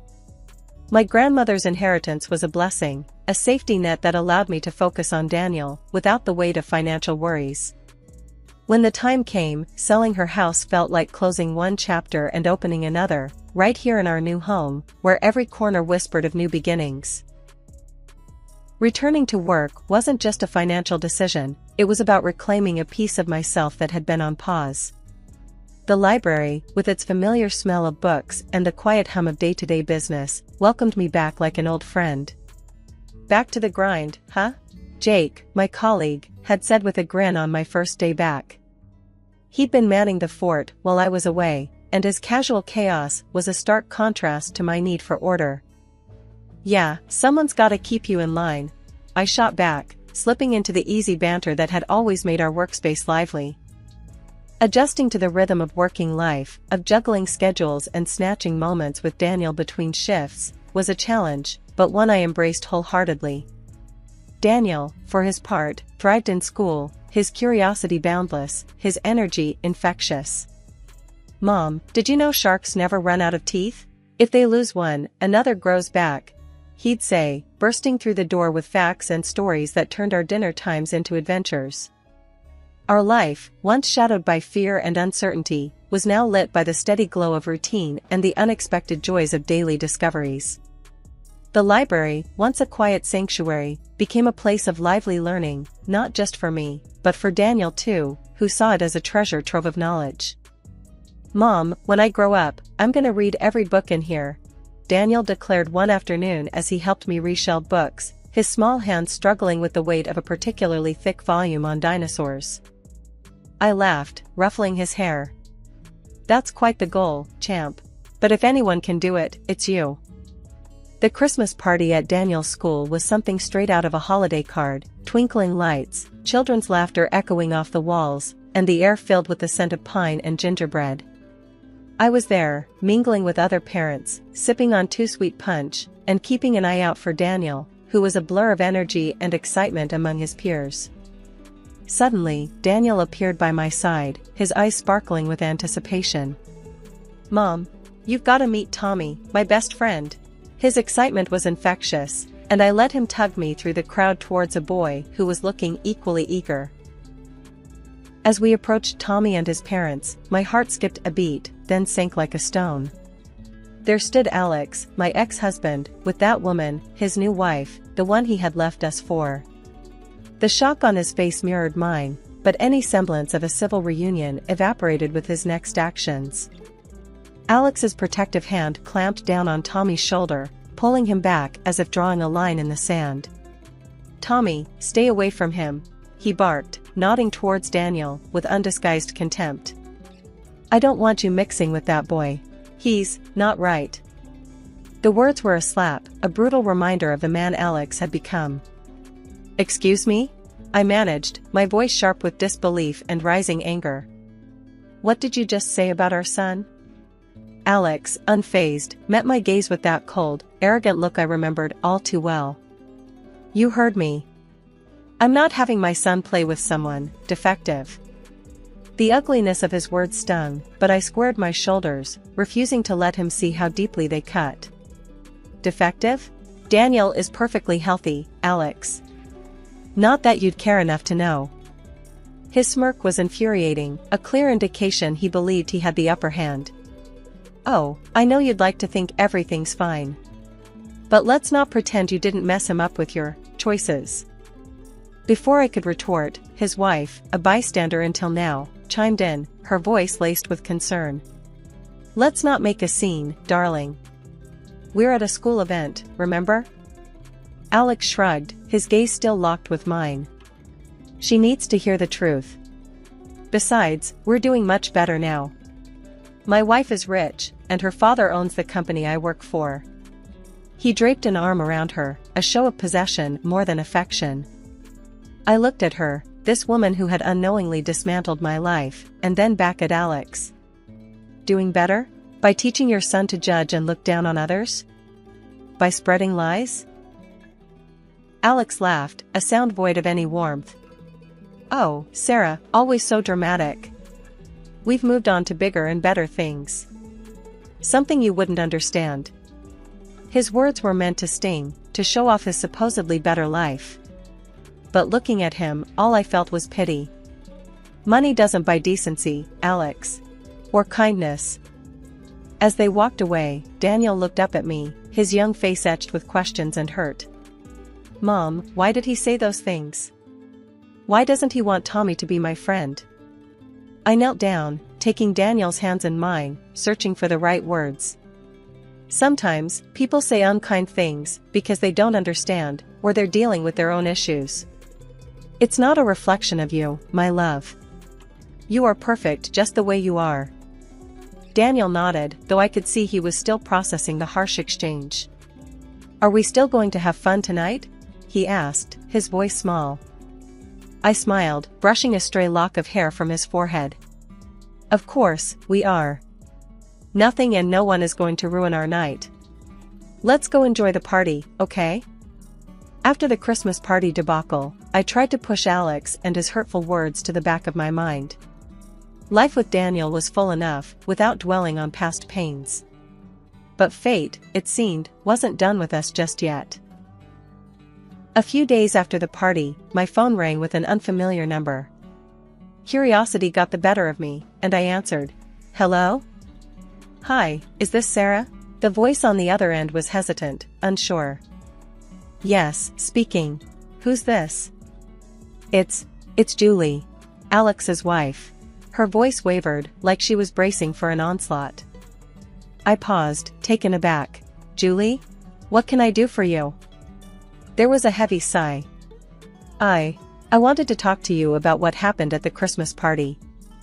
And, about Alex." I tensed, memories of Alex's words still fresh. Alright. What about him? Julie was silent for a moment before continuing. I heard what he said to Daniel. And to you. I didn't know about any of this. About how he left you, about Daniel. He told me a different story. Her admission sparked a mix of emotions in me, but I kept my voice even. And what story did he tell you? That you two grew apart. That the divorce was mutual. He never mentioned. He never said anything about Daniel being sick or. Julie trailed off, but her meaning hung heavy between us. I sighed, feeling an unexpected pang of sympathy for her. Julie, Alex has a way of twisting the truth to fit his narrative. What happened at the party, what he said. That's the real Alex. I'm sorry you had to find out this way. She was quiet for a moment. I want to apologize, Sarah. For him. For what he said. It was unforgivable. And I'm going to confront him. He needs to take responsibility. We said our goodbyes, a mutual understanding hanging between us. After we hung up, I sat, phone in hand, pondering the strange turn of events. Alex's lies unraveling at the seams, and Julie, caught in the crossfire, seeking truth. 2 weeks later, after Julie's unexpected call, my phone rang, slicing through the quiet of the evening. The screen flashed his name, a reminder of a chapter one thought I had closed for good. With a sigh, I answered, bracing myself for whatever came next. Sarah, you've ruined everything. Alex's voice was sharp, tinged with desperation and anger. I pulled the phone away from my ear for a moment, taking a deep breath before responding. Ruin everything? Alex, whatever's happening is on you, not me. He was practically seething on the other end. Julie's leaving me. She found out about how I treated you, and then she got detectives on me. Found out I messed up again. I couldn't help but let out a bitter laugh. So, let me get this straight. Julie left you because you're the same lying cheat you've always been, and somehow this is my fault? It wouldn't have happened if you hadn't talked to her, he accused, his logic as flawed as ever. Alex, I didn't tell Julie to hire detectives. And I didn't make you cheat. You did that all on your own, I said, my voice firm, devoid of any sympathy I might have once had for him. There was a pause, and when he spoke again, his voice was laced with a desperation I hadn't heard before. I've lost everything, Sarah. Julie's dad fired me from the company. She's taking the house, the cars, everything. I have nothing. I shook my head, even though he couldn't see. And you think this is my problem because we were married once. We have Daniel. And I know I've been terrible, but I've changed, Sarah. I've realized everything now. Please, can we try again? For Daniel? The audacity of his request left me speechless for a moment. Alex, you haven't changed. You're only sorry because you got caught and lost everything. And even suggesting we try again? That ship didn't just sail, it sank. Daniel and we're doing fine. Better than fine, actually. And we don't need someone who only comes around when they've hit rock bottom. But I have nowhere else to go, he pleaded, his voice breaking. That's not my problem, Alex. You made your bed, and now you have to lie in it. Alone, I said, my tone final. He tried to argue, to bargain, but I cut him off. No, Alex. This is where it ends. You need to figure out your own life, without dragging us down with you. Goodbye. I hung up before he could say another word, the finality of the gesture making my heart race. It was done. I turned off my phone, not wanting any more disruptions for the evening. A couple of months after the whole debacle with Alex, I got a call out of the blue from Julie, his now ex-wife. She wanted to meet up, kids in tow, for a coffee chat. Curiosity piqued and a bit wary, I agreed. Daniel was always asking about Tommy, so I thought, why not? We met at a cozy little cafe downtown, a neutral ground of sorts. Julie was there with Tommy, both looking a bit apprehensive but hopeful. Daniel lit up at the sight of his half-brother, and within minutes, the kids were chattering away like old times, the awkwardness melting away under their shared excitement. Julie and I found a quiet table, coffee in hand, a world apart from the chaos of our children's laughter. "So, I heard you finally went through with the divorce," I ventured, trying to tread lightly. She nodded, a mix of relief and resignation in her eyes. "Yeah, I did. It was messy. But I'm out on the other side now. Feels like I can finally breathe again." I could relate, remembering my own tangled exit from Alex's life. "I'm glad for you, Julie. It's not easy, walking away, but sometimes it's the only way forward." Julie sipped her coffee, then looked at me, a determination in her gaze. "He showed his true colors, through and through. Made the divorce hell. But I'm glad it's over. And I've been thinking, our boys, they're half-brothers. Despite Alex being, well, Alex, I don't want Tommy growing up without knowing Daniel." Her suggestion took me by surprise, but the more I thought about it, the more it made sense. "I'd like that," I admitted. "Daniel's always asking about Tommy. They're good for each other, it seems." Watching our sons play, I couldn't help but marvel at how life had turned out. A few years ago, I never would have imagined sitting here, chatting with you, watching our kids play together, I said, a smile tugging at my lips. Julie chuckled, a sound of genuine amusement. "Life's funny that way, isn't it? Throws you curves, and you end up finding family in the most unexpected places." Our conversation flowed easily after that, the initial awkwardness giving way to a shared understanding. We talked about the kids, about moving forward, about building a life after Alex. It was cathartic, in a way I hadn't anticipated. Driving home, Daniel buzzing with stories about his afternoon with Tommy, I realized that this was what moving forward looked like. It wasn't just about leaving the past behind, it was about building something new, something better, from the pieces. Ever since I can remember, my life's been all about fish and farm. Dad had this big vision of making our place the top trout hatchery in the country, and darn if he didn't make it happen. I was right there beside him, knee-deep in pond water, learning the ropes. It wasn't just a job, it was our life, our legacy. I grew up chasing the shadows of fish in the water, learning the ins and outs of the business before I even knew what the word business meant. "Anna," Dad would call. "Get over here. Time you learned how to sort 'em proper." Sorting the trout was an art, separating the vibrant, thrashing life into groups that would define their journey in our farm. One evening, when the sun was dipping low, painting the sky in hues of orange and purple, Dad pulled me aside.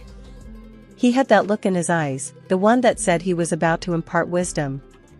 "Look, kiddo," he started, his voice serious, "I ain't gonna be around forever. He gestured to the expanse of water and land that stretched out before us, "this is gonna be yours. You gotta be ready to take care of it, expand it, make it something even bigger." I remember laughing it off then. "Come on, Dad. You're gonna outlive us all," I joked, not wanting to think about a world without him. He just shook his head, his eyes softening. "Just promise me, Anna. Promise me you'll keep this place alive, make it thrive." Then, when I hit 25, cancer took Dad away. It hit us like a ton of bricks. Mom, she just couldn't handle it, got real sick herself. So, there I was, stuck with running the whole shebang. Dad always had big dreams for the place, and I wasn't about to let them die with him. He'd talked about branching out into ornamental fish and even starting up a livestock bit, considering all the land we had. Sounded like a plan, but with Mom sick and the farm needing all hands on deck, my dreams had to take a back seat. I hired a few folks to help out with the heavy lifting. Running a fish farm's no joke. There's the feeding, the cleaning, making sure everything's running smooth. It's a never-ending cycle of work, but someone's gotta do it. Late nights, I'd find myself by the pond, just staring at the water, thinking about Dad. He wanted this life for me, but man, it was tough going it alone. "You got this, girl," he'd say if he could see me now, trying to juggle it all. But those moments of missing him, they couldn't last long. There was always something needing doing. Workers to oversee, fish food to buy, tanks to clean, and not to mention looking after Mom. She was a fighter, but this had knocked her down hard. It wasn't easy, keeping things afloat. But I was determined. Dad had built something amazing here, and I wasn't about to let it sink on my watch. "We're doing this, Dad," I'd whisper to the night air. "I'm not letting your dream die. I'm not one for the glitz and glam, give me muddy boots and Dawn's first light over a fancy dress any day." But when the invite came for that charity dinner, something inside me whispered, why not? Maybe it was the endless days cooped up with fish and feed, or Mom's soft encouragement from her sickbed, her way of saying, "Live a little, honey." So, I swapped my overalls for the only decent dress I owned and stepped into a world so far removed from my own. The dinner was a whirlwind of faces and small talk, a sea of glitter and fake smiles that I navigated with polite nods. Then, out of nowhere, these two brothers, Jake and Chris, crashed into my world. They were like a gust of fresh air in a stifled room, with their easy laughs and lack of pretense. "Never thought I'd meet a genuine fish farmer here," Jake said, his grin infectious, as we stood awkwardly by the buffet. "Yeah, well, I'm rethinking my life choices as we speak," I shot back, unable to suppress a smile. His brother, Chris, chuckled, his camera never far from his hand, capturing every moment as if it was gold. Their jokes were simple, their demeanor unpolished, and suddenly, I didn't feel so out of place. When Jake asked about the farm, his curiosity seemed genuine, a rarity in these circles. "So, what's the big deal with fish farming? Sounds fishy to me," he joked, and I found myself laughing more freely than I had in months. His interest didn't wane as the night went on.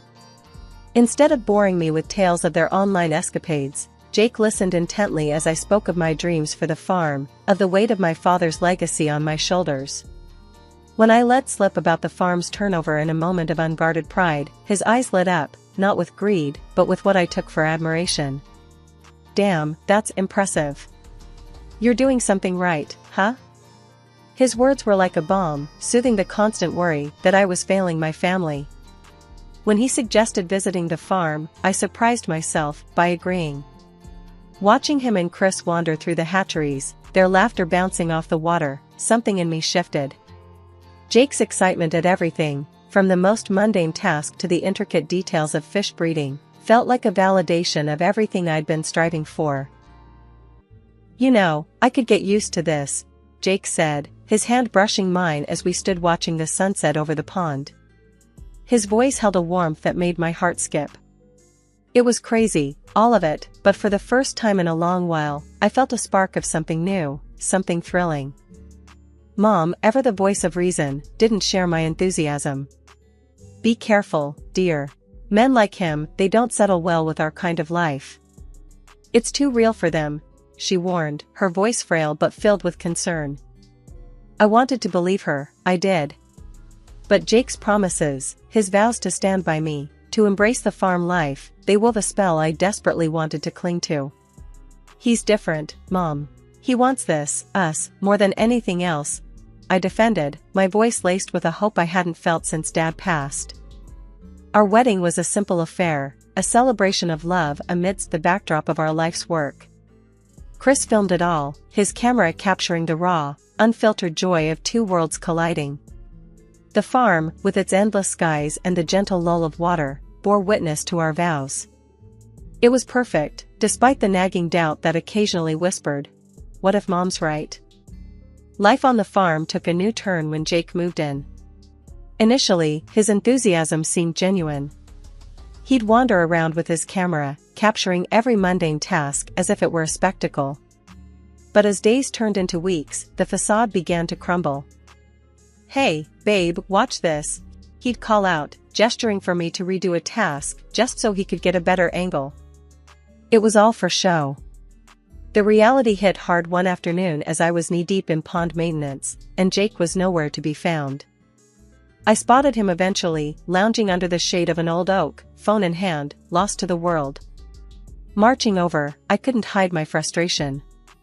Thought you were gonna help today. These ponds don't clean themselves, you know. He looked up, a lazy smile spreading across his face. I am. Just taking a little break. Gotta keep the fans updated, right? It was the same excuse every time. His help was minimal, his interest fleeting unless it served his online persona. Even when he did pitch in, it was half-hearted, his efforts more a hindrance than a help. I remember the first time I tried to teach him about the feed ratios for the trout. So, you gotta make sure it's precise. Too much and you're wasting feed, too little and they won't grow right, I explained, handing him the scoop. He took it, nodding, but his attention was elsewhere. Got it. But hey, wouldn't it be cool if we did a dramatic feeding frenzy video? Imagine the views on that. The seriousness of our work, the balance of life in our hands, reduced to mere content for views. It grated on me, but love has a way of painting red flags as mere decorations. My mom, ever the observant one, despite her illness, saw through him from the start. One evening, as I sat by her bedside, she took my hand, her grip surprisingly strong. That boy, he's not here for the farm, or for you, not really. You see it, don't you? I wanted to deny it, to defend him, but the word stuck in my throat. Deep down, I knew. Yet, acknowledging it felt like admitting a defeat I wasn't ready to face. After yet another day, where his promise to help turned into hours of him fiddling with his phone, I had enough. Jake, I really need you to actually help around here. Not just for show, I said, the annoyance clear in my voice as I wiped the sweat from my brow. The farm wasn't a playground, it was hard work, and I was doing it all. He paused, something in his expression shifting. For a moment, I thought maybe he finally got it. Look, I know I haven't been all hands-on with the farm stuff, he started, his tone surprisingly serious. His eyes flicked to his brother, who was leaning against the barn door, watching us. But how about I handle the finances, huh? Take that load off you? His brother nodded, almost imperceptibly, but I caught it.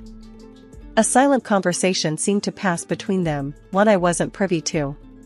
It gave me pause, but the sheer thought of having one less thing on my to-do list was tempting. You sure you're up for that? I asked, skepticism heavy in my voice. Managing the books wasn't glamorous work, but it was critical to keeping the farm afloat. Yeah, babe, I got this. Trust me, Jake said, with a confidence that didn't quite reach his eyes. His brother pushed off from the door and added, Jake's got a head for numbers. You won't regret it. Maybe it was the exhaustion talking, or the part of me that still wanted to believe in the man I married, but I agreed. Alright, you take over the finances. But Jake, this is serious. We can't afford any mistakes. He nodded eagerly, almost too eagerly. You got it. I'll take care of everything. You won't have to worry about a thing. 6 months into our marriage, Jake hit a rough patch with his vlogging. Views were down, and so was the money. One evening, he dropped the bombshell. Babe, I gotta head to the city, figure some stuff out with my brother. The channel's tanking, he said, not even looking up from his phone. I was slicing vegetables for dinner, and I paused, knife in midair. And what about the farm?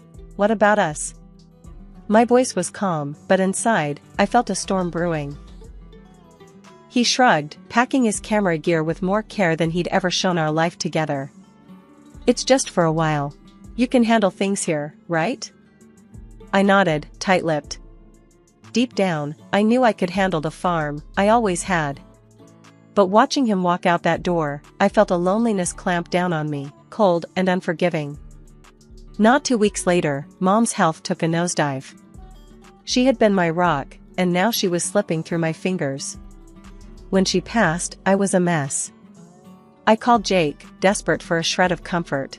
Jake, Mom's gone. I need you. I sobbed into the phone. There was a pause, and then, babe, I'm swamped. The city's buzzing, and we're onto something big. I can't just drop everything. His words hit like a slap. Too busy. For his own wife's grief. I hung up, the phone slipping through my numb fingers. 3 agonizing months later, Jake decided to grace us with his presence. He strutted onto the farm as if he hadn't abandoned me, when I needed him most. "Look at this place. It's been too long. But hey, I've got news," he announced, a grin plastered on his face. I was in the middle of feeding the fish, my hands covered in muck. "News?" I echoed, not sure I wanted to hear what he considered important. "Yeah, found a new feed supplier. Cheaper, faster growth. We're gonna save a ton," he said, his eyes alight with what I assumed was a rare flicker of responsibility. I straightened up, wiping my hands on my apron. "We don't use chemicals, Jake. You know this. Our reputation is built on quality, natural growth." He waved me off, his excitement undimmed. It's just business, babe. We need to think about profits. Besides, I've got even bigger plans." That caught my attention. "Bigger plans?" He nodded, eagerly. "A massive event right here. Celebrities, influencers, the works. It'll put us on the map." I stared at him, disbelief and anger swirling. "An event? With all these people, and fireworks? Do you even understand what that could do to the fish, to the farm?" His face fell into a frown, his patience thinning. "It's decided, all right? It's gonna be epic." I watched, helpless, as the preparations began. Trucks rolled in, carrying equipment that had no place on a farm. Tents sprung up like mushrooms after rain, transforming the land into a foreign spectacle. As the day of the event dawned, the farm no longer felt like my sanctuary. It was invaded, overtaken by strangers with no care for the life we nurtured. The air buzzed with anticipation, a stark contrast to the usual serene mornings.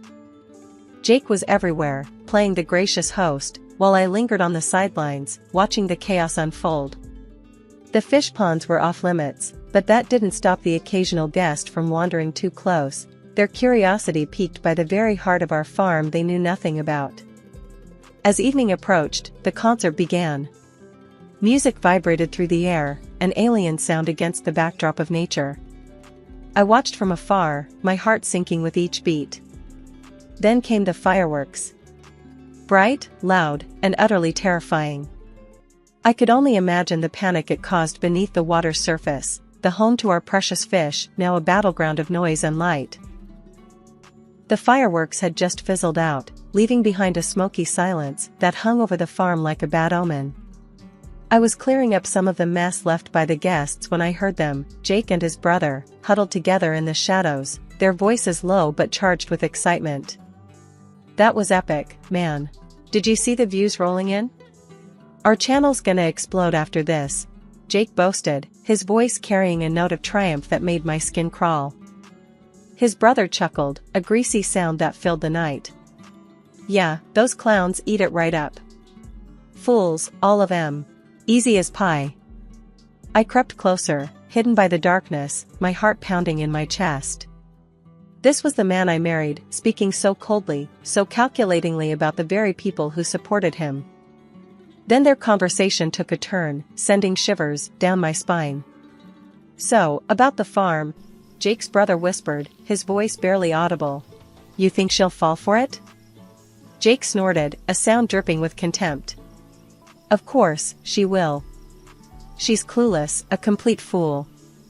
Just a little charm, and she'll sign whatever I put in front of her. Might not even have to forge it." They shared a low, conspiratorial laugh, and something in me broke. My mother's warnings, the doubts I'd pushed aside, all came crashing down in that moment. The next evening, at dinner, I faced them both. Jake, with his easy smile and lying eyes, and his brother, the silent accomplice. They exchanged quick glances, thinking I was none the wiser. I smiled back, a mask of complacency over my raging thoughts. "Dinner's great, isn't it? Hope the farm's growing on you, Jake," I said, my voice steady, betraying none of the turmoil inside. "Oh, it is. It's fantastic here, Anna. We're gonna do great things," he replied, reaching for my hand across the table. His touch, once comforting, now felt like a serpent's coil. His brother nodded, adding, "Yeah, we've got big plans. This place has so much potential." I withdrew my hand gently, still smiling. "I'm glad to hear it. I've got some plans of my own, you know. For the farm." They paused, a flicker of unease crossing their faces. "Oh? Like what?" Jake asked, his voice edged with a hint of caution. "Just some ideas I've been toying with. You'll see," I said, keeping my tone light, airy, as if I hadn't just uncovered their betrayal. Right after the dust settled from that fiasco of an event, I knew I had to do something drastic. First stop was the family lawyer, Mr. Davis. His office smelled of leather and old books, a comfort in the chaos. "Mr. Davis, I need to lock down the farm's finances. Jake can't have access anymore," I said, straight to the point. He raised his eyebrows, peering at me over his glasses. "That serious, Anna? All right, let's get the paperwork started." Then, I did something I never thought I'd do. I hired a PI, a guy named Carl, who had a reputation for getting to the bottom of things. A week later, he laid it all out for me. Jake and his brother had been funneling money out of the farm, spending it on their wild ideas and pocketing the rest. My heart sank. I was furious, not just at them, but at myself, for letting it happen. Armed with evidence, I marched to the police station. Handing over the documents, I felt a mix of relief and dread. "They've been stealing from the farm," I told the officer, my voice steady, despite the storm inside. When Jake and his brother got picked up by the cops, Jake had the nerve to call me. "Anna, you gotta bail us out. It's a misunderstanding," he pleaded over the phone. I couldn't help but laugh. "Misunderstanding? I think it's pretty clear. Enjoy your stay," I replied, hanging up with a click. It felt like a weight lifted, but there was still work to do. I decided to go public with the whole mess. If Jake loved the spotlight so much, he was about to get it, just not in the way he wanted. I called up a local TV station and some of Jake's rival bloggers. "Come to the farm. See what his grand plans did," I told them. They came, cameras and all, capturing the aftermath of the event. Dead fish floated in the ponds, victims of the loud explosions and chaos. The smell was awful, a tangible sign of the damage done. Standing there, in front of the cameras, I told the story. This is what happens when fame and greed take over. This was our livelihood, and they nearly destroyed it for views. The backlash was immediate. The internet exploded with the truth of their actions, showcasing the dead fish, the ruined farm.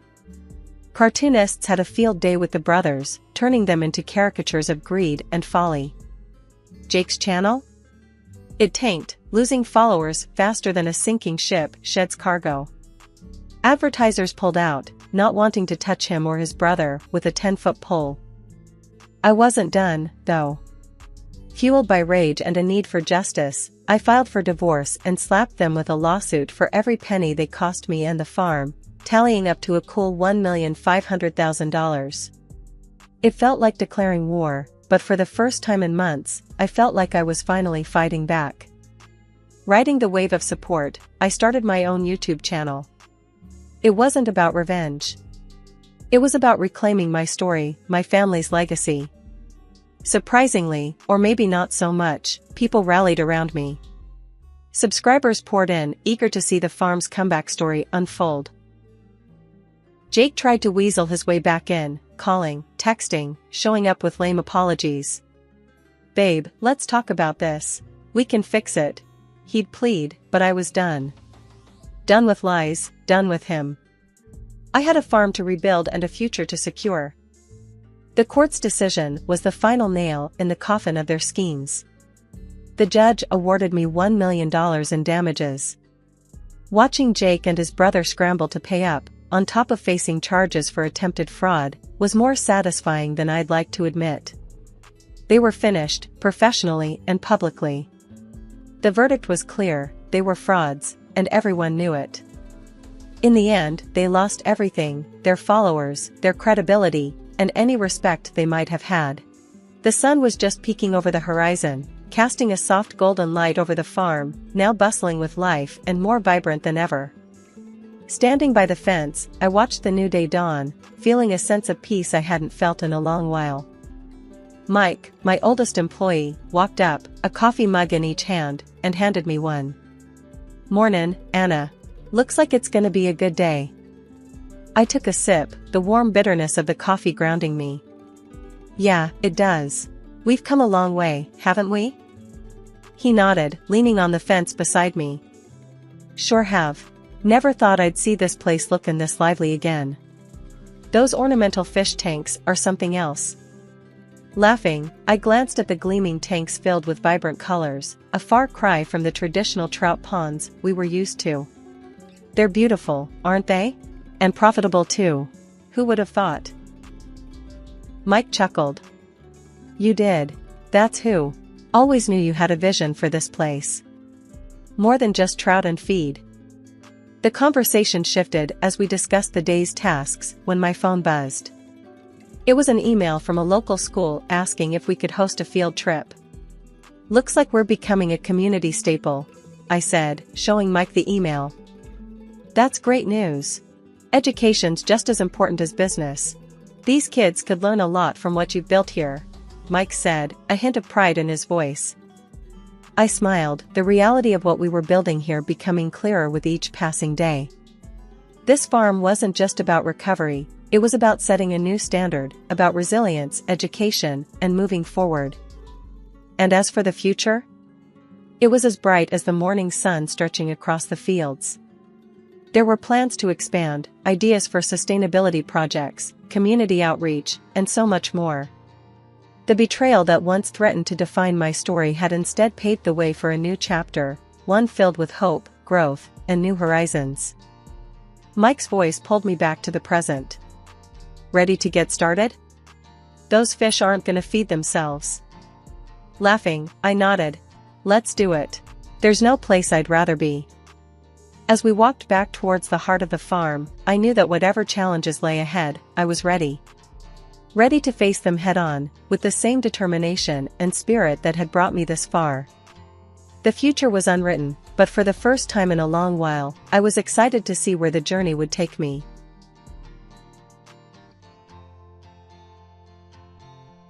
You know how they say life can flip on a dime? That's exactly what happened to me at this party. My friend Jess had been nagging me for weeks to come out and meet her bunch of incredible friends. Honestly, I was more into a quiet night with my reports and market analysis, but Jess wouldn't have any of it. "Sarah, you need to get out more. Come on, it'll be fun," she insisted. So, there I was, in my least uncomfortable party dress, nursing a glass of wine and sticking out like a sore thumb among strangers. The place was buzzing, people laughing and chatting away. I stuck close to Jess, who seemed to know everyone. She was in the middle of introducing me to a couple of her friends when he walked in. "Tom." Jess's face lit up. "Oh, you gotta meet Tom," she said, dragging me through the crowd. Tom was this average-looking guy, nothing like the flashy type you'd expect at these gatherings. He had a sad smile that didn't quite reach his eyes. Jess introduced us, and for some reason, we clicked. Maybe it was the way he talked about his daughter, Lily, with such warmth and pride. Or maybe it was his candidness about being a widower and raising her alone. Whatever it was, it got me. We found ourselves away from the crowd, sitting on some ridiculously oversized cushions. "So, Sarah, Jess tells me you're into stocks and all that Wall Street stuff," Tom started, his voice rough but friendly. "Yeah, something like that. I analyze investment opportunities, help people grow their money." "Sounds boring, I know," I replied, trying to make my job sound less nerdy than it was. "Nah, that sounds pretty damn impressive. Wish I knew a thing or two about handling money like that," he chuckled, taking a sip of his beer.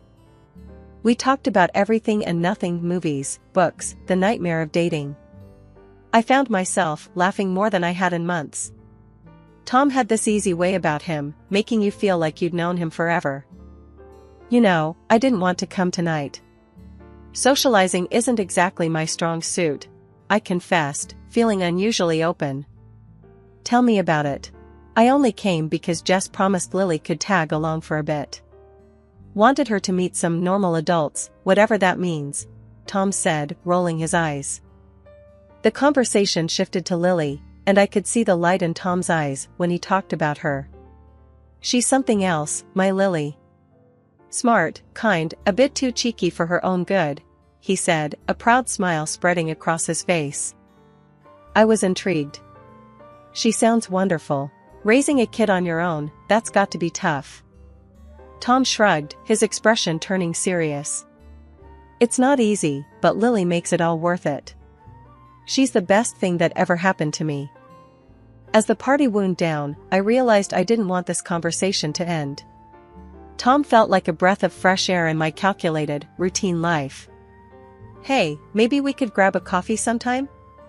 Talk more about market trends, or whatever?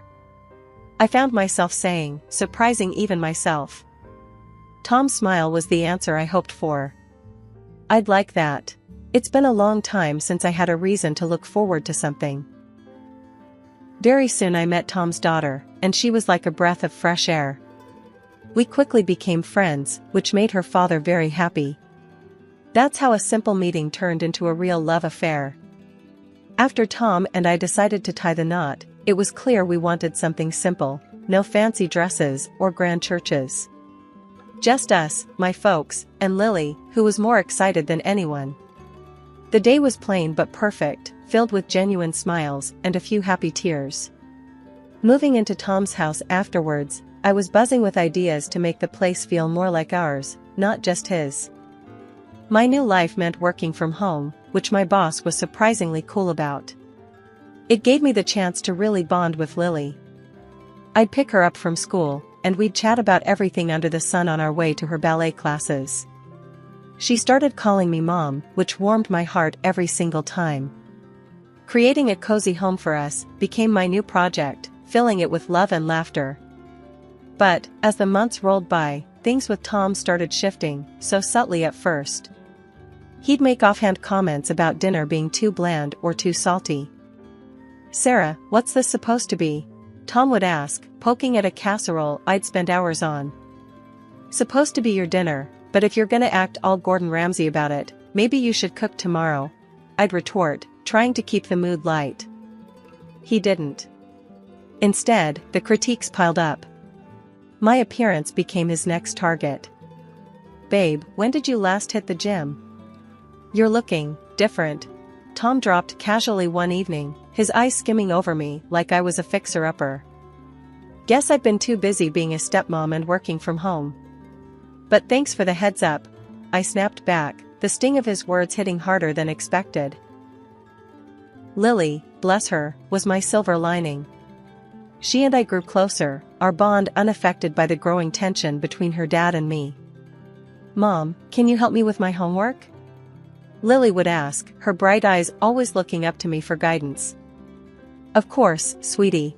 Let's tackle it together, I'd reply, grateful for her presence and the normalcy it brought. Even as Tom and I drifted apart, Lily and I stuck together like glue. I found solace in our little talks and her ballet recitals. Yet, despite my efforts to keep our home a haven, Tom's dissatisfaction seemed to seep into every corner. You know, Sarah, maybe you should try one of those online cooking classes. Spice things up a bit, Tom suggested one night, his tone laced with an undercurrent of displeasure. Or maybe we could try eating out more. Give your taste buds a break from my terrible cooking, I'd counter, half joking but deeply wounded. Life at home started feeling less like a family and more like walking on eggshells. Tom's attitude took a nosedive, and it wasn't just about small things anymore. He set these crazy rules like expecting a brand new dish for dinner every single day. It was as if he thought I was some kind of gourmet chef instead of his partner. One evening, I was in the kitchen, trying to whip up something new to keep him happy. I was juggling work emails on my phone, stirring a pot, and mentally planning my next day. Tom walked in, a scowl already forming on his face. "What's for dinner?" he asked, his tone sharp. I'm trying something new, a recipe I found online. Thought we could use a little variety, I said, trying to sound upbeat. He just humphed, peering over my shoulder. Doesn't look very appetizing.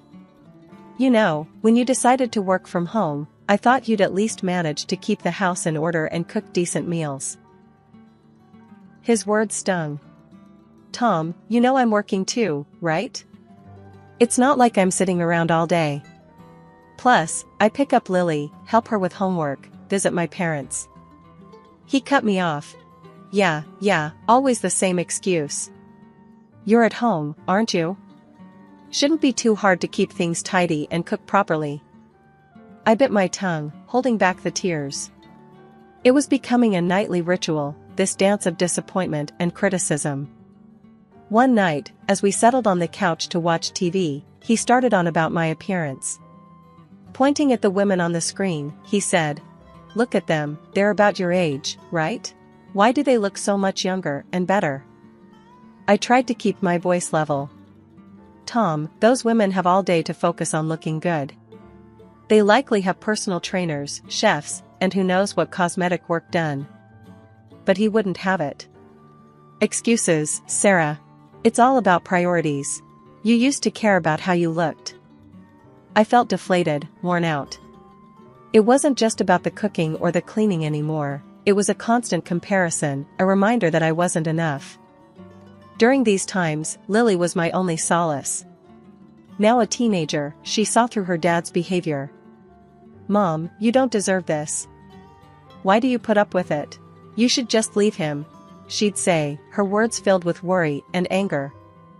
But I couldn't bring myself to believe that the Tom I fell in love with was completely gone. "He's under a lot of stress, Lily. I believe he still loves us. He'll change," I'd respond, more to convince myself than her. It's been a roller coaster, to say the least. 15 years of ups and downs, but mostly, it feels like I've been riding a slow descent into a place I never thought I'd find myself. Now, at 55, with my stepdaughter Lily living her own life, though we talk every day, sharing secrets and stories like we used to, life threw me another curveball. Cancer. The word hit me like a freight train, but somehow, I managed to keep my composure long enough to tell Tom. His reaction?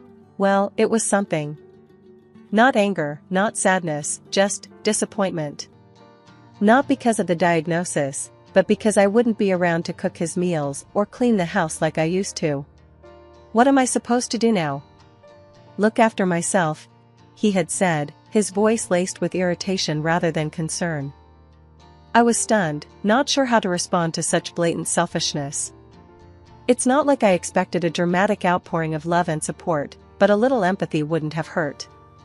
His lack of concern cut deeper than any diagnosis could. So, I started treatment, spending more time in the hospital than at home. My parents, bless their hearts, visited whenever they could, despite their own health issues. Lily, too, was a constant presence, her calls and visits a bright spot in those dreary hospital days. Tom? He never showed. Not once. It hurt, more than I wanted to admit. Even after everything, part of me hoped he'd come around, show that he cared, even just a little. During one of Lily's visits, I couldn't hide my disappointment any longer. "I can't believe he hasn't shown up. Not even once," I confided, trying to keep the bitterness out of my voice. Lily, ever the straight shooter, didn't mince her words. "Mom, you deserve so much better. I've been saying it for years. It's like he doesn't even see you. You're fighting this battle, and where is he? Nowhere. You need to think about what's best for you now." I knew she was right, but it's not easy to let go of 15 years, even if they weren't all good.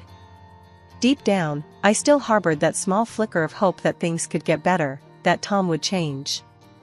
But lying in that hospital bed, facing my own mortality, I started to see things more clearly. Maybe it was time to start thinking about what I needed, not just what Tom wanted. The revelation came on a Tuesday, just another ordinary day until Lily walked into my hospital room with a look that spelled trouble. I could tell something was up the moment I saw her. Lily never was good at hiding her feelings. "Mom, we need to talk." she started, avoiding my gaze. That's when my stomach tied itself into knots. Lily calling me mom was always a balm to my soul, but today, it felt like the prelude to bad news. What's wrong, Lily? I asked, bracing myself. It's about Dad. She hesitated, then took a deep breath. He's seeing someone else, Mom.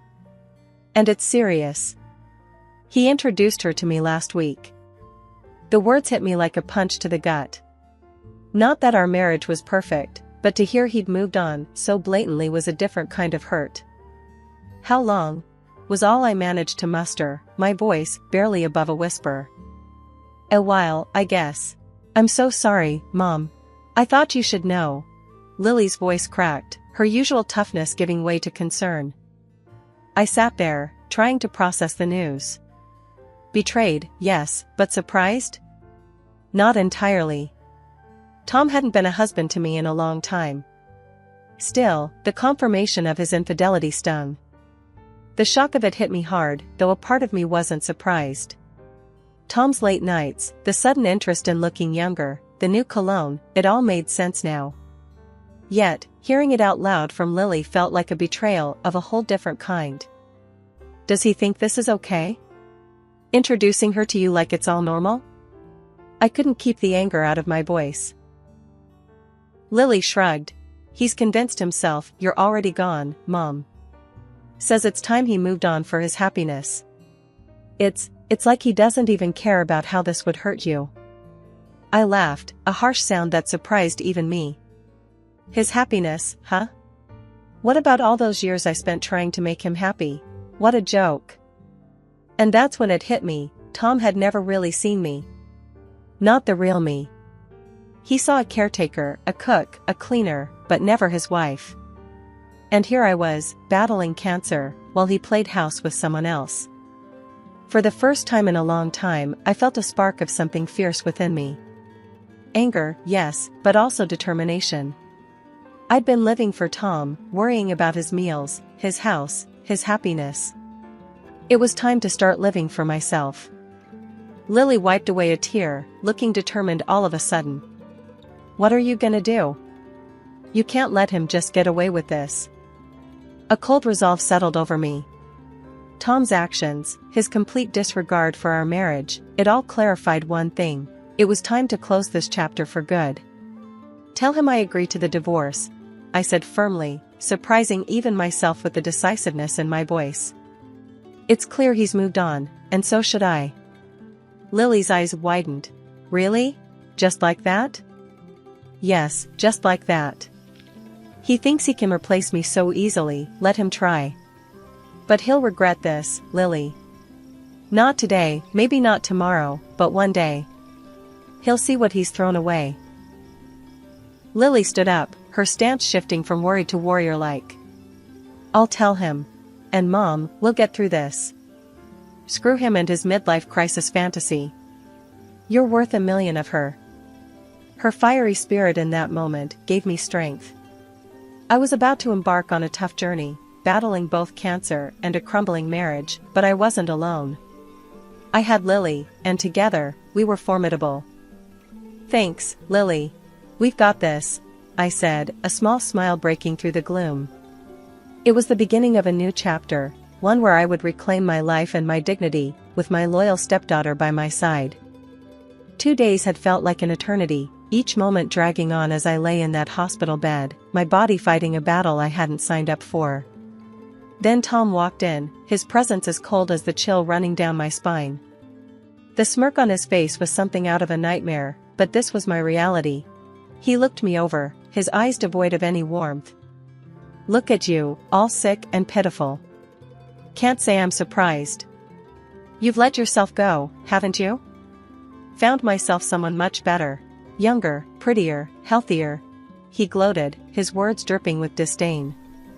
His words cut deeper than any knife could, but I was done showing him my pain. He threw the divorce papers on my bed, a challenge in his eyes. I took a deep breath, steadying my resolve.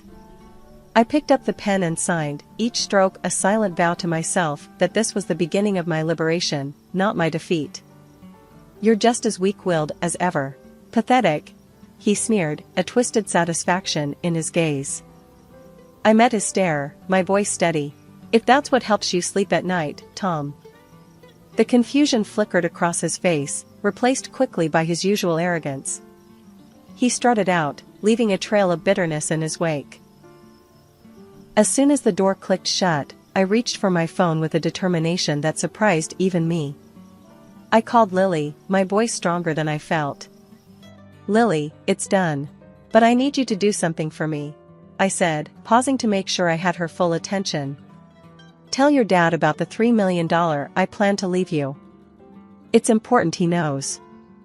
There was a brief silence on the other end, and I could almost see the gears turning in her head. Mom, are you sure? He's going to flip out. A small smile tugged at my lips. That's the point, darling. True to form, Tom's reaction was immediate and as predictable as ever. My phone became an incessant, vibrating companion, lighting up with his attempts to reach me. With each missed call, I felt an inch taller, a bit stronger. I watched the number climb, 50, 60, 70 missed calls, and with it, my resolve solidified. I couldn't help but laugh, a sound that felt foreign yet fitting for the moment. Here I was, supposedly at my weakest, yet I'd never felt more empowered. I had taken the first real step towards freeing myself from the chains of Tom's manipulation and cruelty. The sun was just peeking through the blinds when Tom burst into my hospital room the next morning, desperation etched in every line of his face. His sudden change of heart was as transparent as it was pathetic. Sarah, I've been a fool. I see that now. I love you, and I'm ready to leave her and start over with you. We can remarry, start fresh, he pleaded, his hands outstretched as if he could physically pull me back into the life we once shared. I couldn't help but laugh, a deep, genuine sound that seemed to startle him. Tom, you've shown me exactly who you are. After years of neglect, cruelty, and now this betrayal? And you think what? A few sweet words and it's all forgiven? He blanched, taken aback by my reaction. Sarah, please. I mean it. I realized I made a mistake. I shook my head, still incredulous. A mistake? Tom, you deliberately chose to step out on our marriage, humiliated me while I was at my lowest. No, it's too late for regrets. His desperation turned to anger, his face reddening. You'll regret this. I'll make sure of it. I'll sue you for every penny of that hidden money of yours. The threat was laughable. Go ahead and try, Tom. That money? It's in my father's name. He made those investments, all legally binding and documented. You won't get a dime. The realization of his powerlessness hit him hard. His anger dissipated into sobs of frustration, a pitiful sight that had the guards rushing in. As they escorted him out, I moved to the window, watching him. There he was, the man I'd spent so many years with, looking so defeated and alone. Yet, I felt no pity. He was reaping what he'd sown, and in that moment, I knew I was finally free. Justice prevails, I whispered to myself, a smile touching my lips. In that hospital room, I made a promise to myself. No longer would I be defined by the failings of my marriage or the cruelty of a man who couldn't appreciate the love and loyalty I'd offered. It was time to rebuild, to focus on my health, my happiness, and the future I deserved. The battle with cancer was like riding the world's most terrifying roller coaster, one where you can't see the track ahead.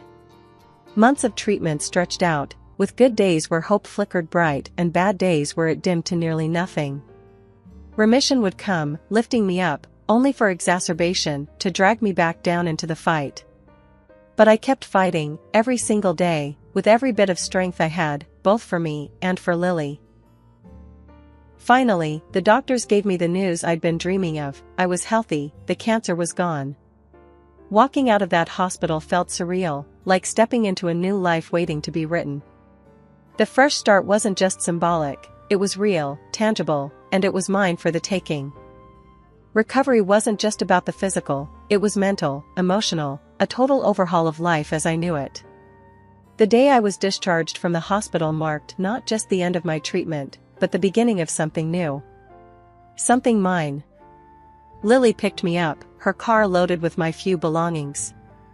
"Ready to start fresh, Mom?" she asked, her smile bright and encouraging. I couldn't help but return her smile. "More than ready, kiddo." We drove to my new place, a modest house I'd bought with the money I'd wisely invested over the years. It wasn't just a house, though, it was a promise of new beginnings, of freedom.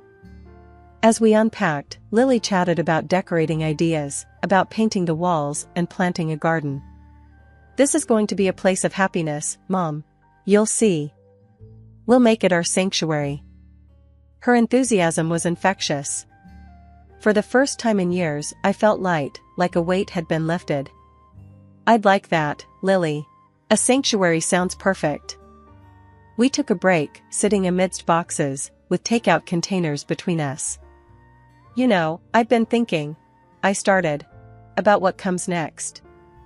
I want to use this chance not just to heal, but to rediscover who I am, who I want to be."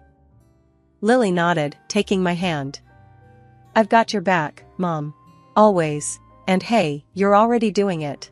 Look at how far you've come." She was right. The journey from being trapped in a loveless marriage to standing on my own 2 feet hadn't been easy.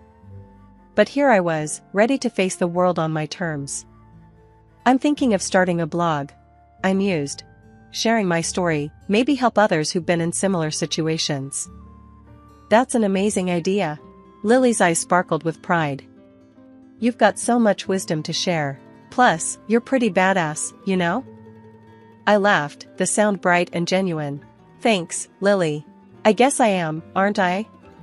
Said and done. I started my own personal blog, in which I shared the details of my struggle with cancer. People in the comments supported me, shared their own experiences. It was touching and reassuring at the same time. During one of our quiet evenings, Lily shared her own monumental decision. "Mom, I've cut ties with Dad," she said, her voice steady, but I could see the turmoil in her eyes. "After everything, I see you as my real mom. He chose his path, and I've chosen mine, with you." Hearing her call me mom in that context, knowing the weight it carried, filled me with an indescribable mix of pride and sorrow. Sorrow for the broken bridges in her life, but pride in her strength and in the bond we shared. "Lily, there's something I've been meaning to tell you," I started, taking her hands in mine. "When the time comes, I'll be leaving everything to you, the house, the $3 million, all of it. You're my family, my future." Lily looked at me, tears brimming in her eyes, but a smile breaking through. "I don't need any of that, Mom. Just having you is enough. But thank you, for everything." In that moment, any lingering shadows of the past faded away. We were family, bound not by blood but by choice, by love. And as we looked ahead, the future wasn't just a blank page, it was a canvas waiting for us to fill it with color, with life. I'm Lena, been in sales longer than I'd care to admit. Worked my way up to the big leagues, head of sales at this place everyone's heard of, but nobody really knows what they do. Life was all about the hustle, making those numbers dance. Then, this MLM gig landed in my lap. Sounded like a load of bull at first, but I gave it a shot. Turns out, I was pretty darn good at it. Made a killing, but you wouldn't know it looking at my place or my car. Modesty's my middle name, I guess. One mundane Tuesday, doing laundry in the basement of my building, that's when I ran into Alex. Guy looked lost, holding a pink, frilly dress in one hand and a detergent bottle in the other. Picture this, a big, burly dude, probably in his early 40s, looking like he's about to enter a war zone with a washing machine. "Hey, you got a minute?" he asked, scratching his head. "Which one of these will get grass stains out?" My daughter's a bit of a tomboy, keeps sliding into home base in her Sunday best. I couldn't help but laugh. "That one," I pointed at the non-toxic, organic stuff. "Works wonders and won't turn her into a mutant." He chuckled, his eyes lighting up. "Thanks. I'm Alex, by the way. Alex and the mutant making stains." "Lena," I said, offering a handshake. First time handling the laundry? I teased. He sighed, a mix of exhaustion and amusement. Feels like it. My daughter, Mia, she's 8. Full of life and stubborn as a mule. I'm a surgeon, so I can reattach a limb, no sweat. But this? He waved at the machines like they were alien technology. Might as well be rocket science. Our chat was cut short when his phone buzzed, a reminder of some dad duty, no doubt. But he paused, looking back at me. Listen, Lena, would you? I mean, could I maybe get your number? For laundry advice. Strictly professional, of course. Sure, I said, scribbling my number on a piece of paper. But only if you promise to share your secret on reattaching limbs. Never know when that could come in handy. He laughed, pocketing the number. Deal. Thanks, Lena. Really. That should have been it, a one-off laundry room meet, cute. But life's funny like that. Next thing I know, we're bumping into each other at the grocery store, then grabbing coffee, and then dinner. Alex was different, a genuine guy who cared deeply about Mia. Watching him be a dad was something else. Made my heart do somersaults, which was new for me. Our dates weren't fancy, far from it. We'd find ourselves arguing over the best pizza topping or which movie to watch. It was real. One night, over burnt popcorn and a movie neither of us was watching, he looked at me, really looked at me, and said, Lena, I don't know what this is or where it's going, but I'm in if you are. Yeah, I replied, my voice softer than I intended. I'm in, too. Things moved fast after that. Before I knew it, he was on one knee in that same laundry room where we first met, holding out a ring that was probably too expensive for a place that smelled like fabric softener and old socks. It was perfect. I know this place isn't much, he started, his voice steady but his hands shaking just a bit. But it's where I found the most amazing woman. Lena, will you marry me? I didn't even let him finish. Yes, yes, 1,000 times yes. Looking back, it was like a dream. A simple, unexpected meeting that changed everything. Who knew laundry day could turn your life upside down? Before tying the knot, I made a big move into Alex's place, where he lived with his 8-year-old whirlwind, Mia. My own apartments? Rented them out, a little detail Alex wasn't privy to. It was a practical move, keeping my investments working while I dived into this new domestic bliss. So, there we were one night, kitchen chaos from a stab at homemade pizza, when Alex dropped the P word. Lena, we gotta chat. 'Bout something serious, he said, scraping a burnt crust off the pan. One evening, over a hastily thrown together dinner of spaghetti and meatballs, Alex brought up the subject I never thought would come into our little bubble of happiness. So, Lena, he started, twirling spaghetti around his fork like he was gearing up for something big. I've been thinking, you know, about us, about the future. I nodded, my stomach nodding. Yeah, me too. He took a deep breath, setting his fork down. I think we should talk about getting a prenup. I choked on my meatball. A prenup? I managed to cough out. Yeah, he said, rushing to pour me a glass of water. Hear me out, okay? It's not that I don't trust you or anything. It's just practical, you know? With Mia and everything, I gotta think about her future too. I took a sip of water, trying to collect my thoughts. Alex, I get it. It's just, I never saw us as that couple, you know? The ones who plan their divorce before they're even married. He reached across the table, taking my hand. Lena, it's not like that. It's just a safety net, for both of us. You're killing it with your business, and I've got my practice. It's about protecting what we've both worked so hard for. I could see the logic in his words, but it stung.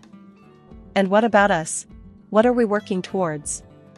Doesn't this feel like we're betting against us making it? Alex squeezed my hand tighter. Hey, no way. I'm all in, Lena. This is just paperwork, a formality. I'm betting everything on us.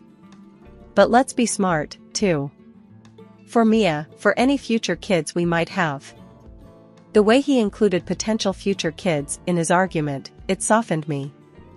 Okay, let's do this smart then. But no cold lawyers. We make this agreement about us, our family. He smiled, that grin that always made me melt. Deal. We'll make it the most romantic prenup ever. How's that? Romantic prenup, I laughed. Now, there's something you don't hear every day. The next few weeks were a blur of meetings with lawyers and notaries, making sure our prenup was ironclad yet fair. Alex was right, it was practical, especially considering our unique financial situations. Still, it wasn't the most romantic lead-up to a wedding. But we made it work, sneaking in dates between meetings, laughing over the absurdity of discussing asset division over dinner. Finally, with the prenup signed and safely filed away, we could focus on the wedding. It was a small affair, just close friends and family. Mia was the flower girl, of course, stealing the show. The day was perfect, filled with laughter, tears, and a sense of unity. As we danced our first dance, Alex whispered in my ear, "See, we're making it. The prenup's just a piece of paper. This," he gestured around the room, "is real life." I smiled, resting my head on his shoulder. Yeah, this is us. For better or worse. But even in that perfect moment, I couldn't shake off a tiny voice in the back of my head. Was the prenup a sign of things to come, a crack in our foundation? Or was it just us being adults, facing reality head-on? Over time, our home life was a bit off-kilter. Alex threw himself into work, leaving me to juggle running the house, helping Mia with her homework, and squeezing in my own work from a makeshift office in the corner of our bedroom. Early on, I floated the idea to Alex about him starting his own practice. I could see the potential, it made sense with my knack for business and his medical expertise. Alex, have you ever thought about opening your own clinic? You'd be great, and we could manage it together, I suggested one evening, trying to keep the conversation light yet serious. He barely looked up from his plate, his fork pausing midair. Lena, drop it. I'm a surgeon, not some entrepreneur.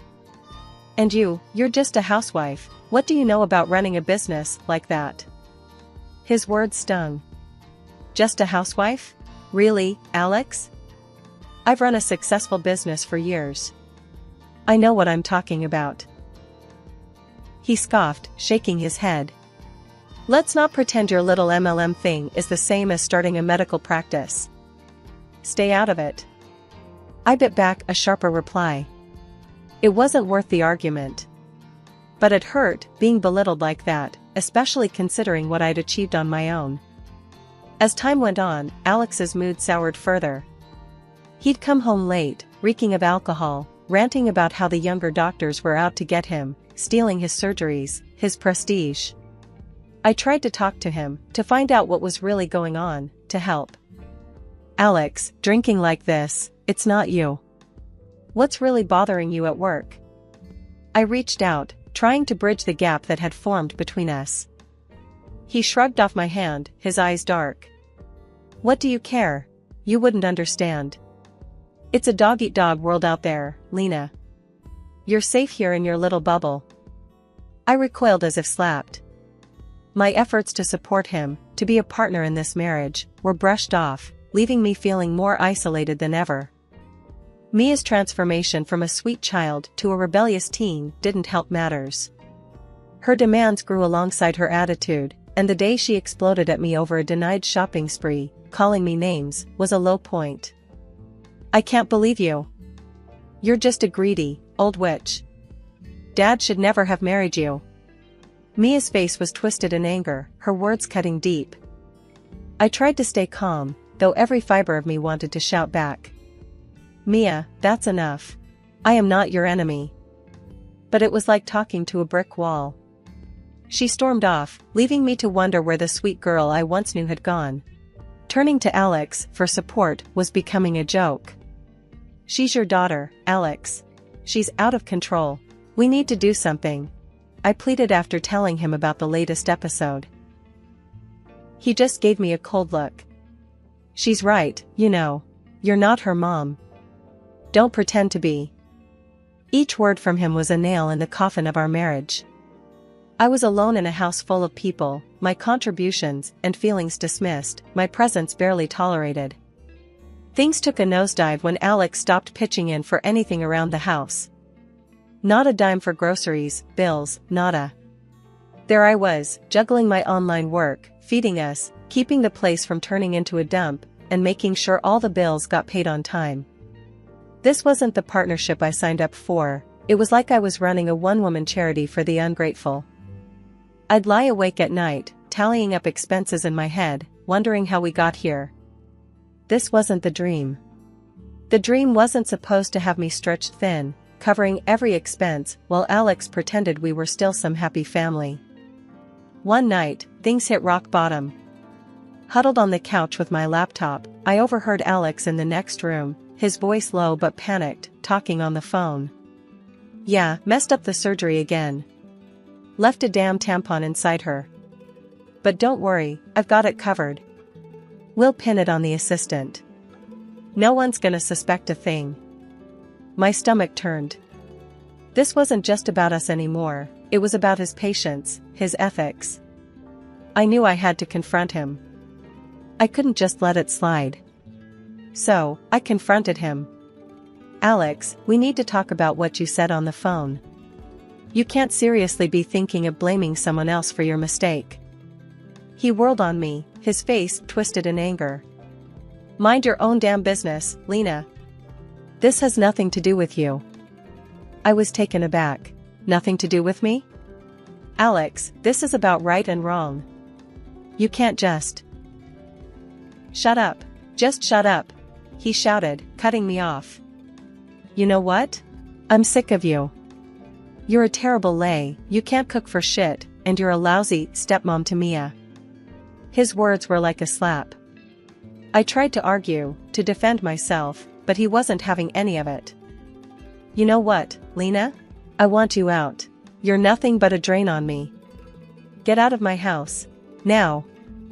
Before I could even process what was happening, he grabbed me by the shoulders and shoved me out the door, into the cold night, clad only in my pajamas. I was stunned, shivering, and hurt, but I wasn't about to let him get away with this. I banged on the door, my voice steady but firm. Open this door, Alex. Or I swear I'll call the cops. After what felt like an eternity, he begrudgingly opened the door, a scowl plastered on his face. As I stepped back into the warmth of the apartment, Mia appeared. Her words cut deeper than the cold. Dad, why'd you let her back in? Should have left her out there. That stung. More than anything Alex had said. Mia's words hammered home a painful truth. I had poured so much love and effort into this family, only to be treated like an outsider, like I was worthless. In that moment, something inside me clicked. It was clear as day. They didn't deserve my care, my love, my sacrifice. I realized I had been clinging to a fantasy, but the reality was far uglier. Waking up that next morning felt like lifting a ton of bricks off my chest. Alex had already left for work, silent as a ghost. Mia, too, headed out to school without a word my way. Not a bye, not even a glance. Fine. If they wanted to play it like I was invisible, I could do one better, I'd disappear for real.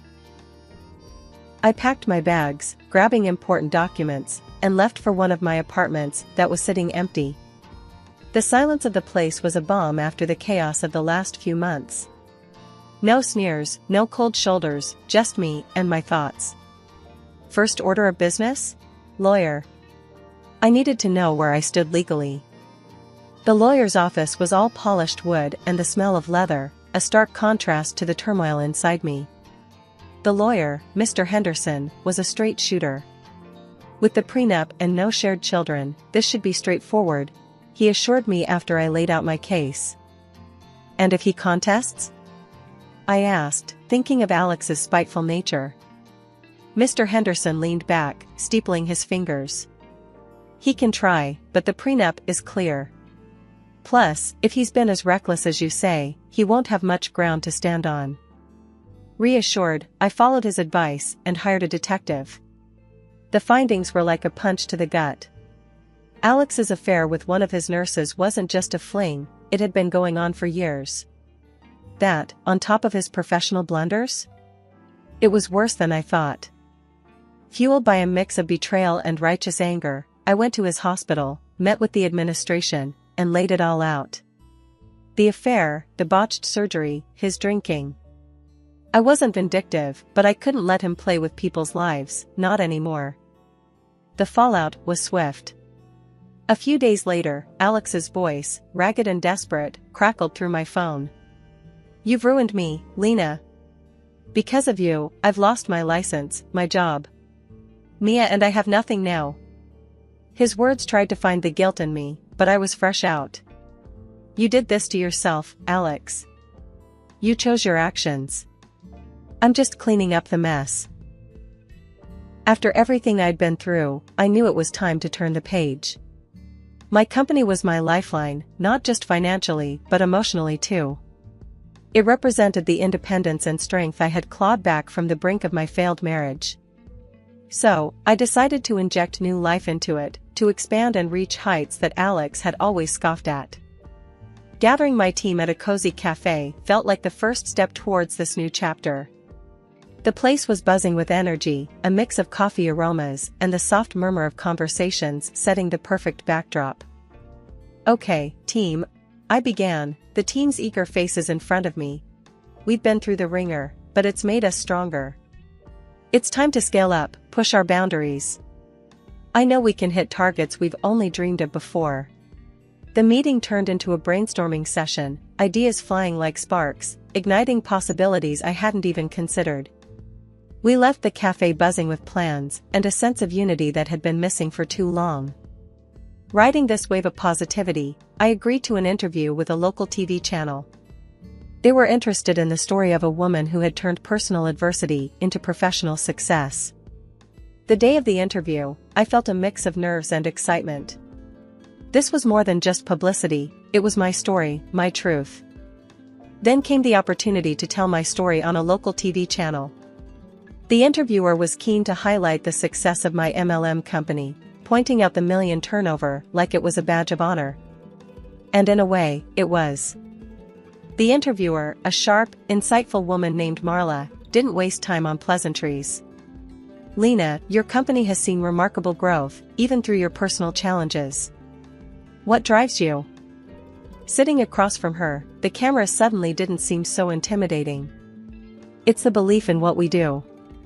And, personally, proving to myself and everyone who doubted me that I can rise above challenges. Success is the best revenge." The interview aired a few days later. The response was overwhelming, messages of support flooding in, not just for the business, but for me. It was vindicating, a testament to my journey. Then, Alex called. His voice was smoother than I remembered, dripping with a sweetness that didn't reach his eyes. "Lena, I saw your interview. Impressive. About the divorce, let's rethink this. We can start over." I couldn't help but laugh, a genuine release of all the pent-up ridicule. "Start over? After you realized I'm doing well? Alex, you're predictable." He tried to charm his way through. "Come on, Lena. We were good together. Let's give it another shot." I cut him off, my voice firm. "The divorce is happening, Alex. My lawyer will be in touch about the financial compensation for your adventures." He lost his cool then. "You think you can just walk away and take everything? I'll fight you for every penny. Remember the prenup you insisted on?" I reminded him coldly. "You won't get a dime of my earnings. You're the one who wanted this arrangement." The line went silent, his defeat almost palpable. Hanging up, I felt a rush of liberation. This was more than just a legal victory, it was reclaiming my dignity, my independence. A week after all the drama settled, I found Mia, my stepdaughter, waiting outside my apartment. It was a surprise, seeing her there, dressed down in a way that I'd always suggested was more appropriate but she'd never taken to heart before. It felt like a calculated move, designed to tug at my heartstrings or open my wallet, or maybe both. "Can we talk?" she asked, her voice softer than I remembered. "All right, come in," I said, stepping aside to let her enter. This was the first time she'd ever been to my place, and her eyes darted around, taking in the modest furnishings and the neatness I maintained. She hesitated before starting. I want to live with you. I can't stand being with Dad anymore." I looked at her, really looked at her, and all I could see were dollar signs in her eyes. It was clear this wasn't about finding a nurturing home, it was about securing a more comfortable one. "Mia, you know that's not possible," I said firmly. "I can see what you're trying to do, and it's not going to work." She broke down then, tears and promises pouring out. "I'll change. I'll do anything you ask. Just please, don't make me go back there." It was hard, watching her crumble like that, but I knew it was all part of her act. "Mia, my decision is final. I can't help you." Guiding her to the door, I could feel her desperation, but it didn't sway me. Her tears didn't seem real anymore, not after everything.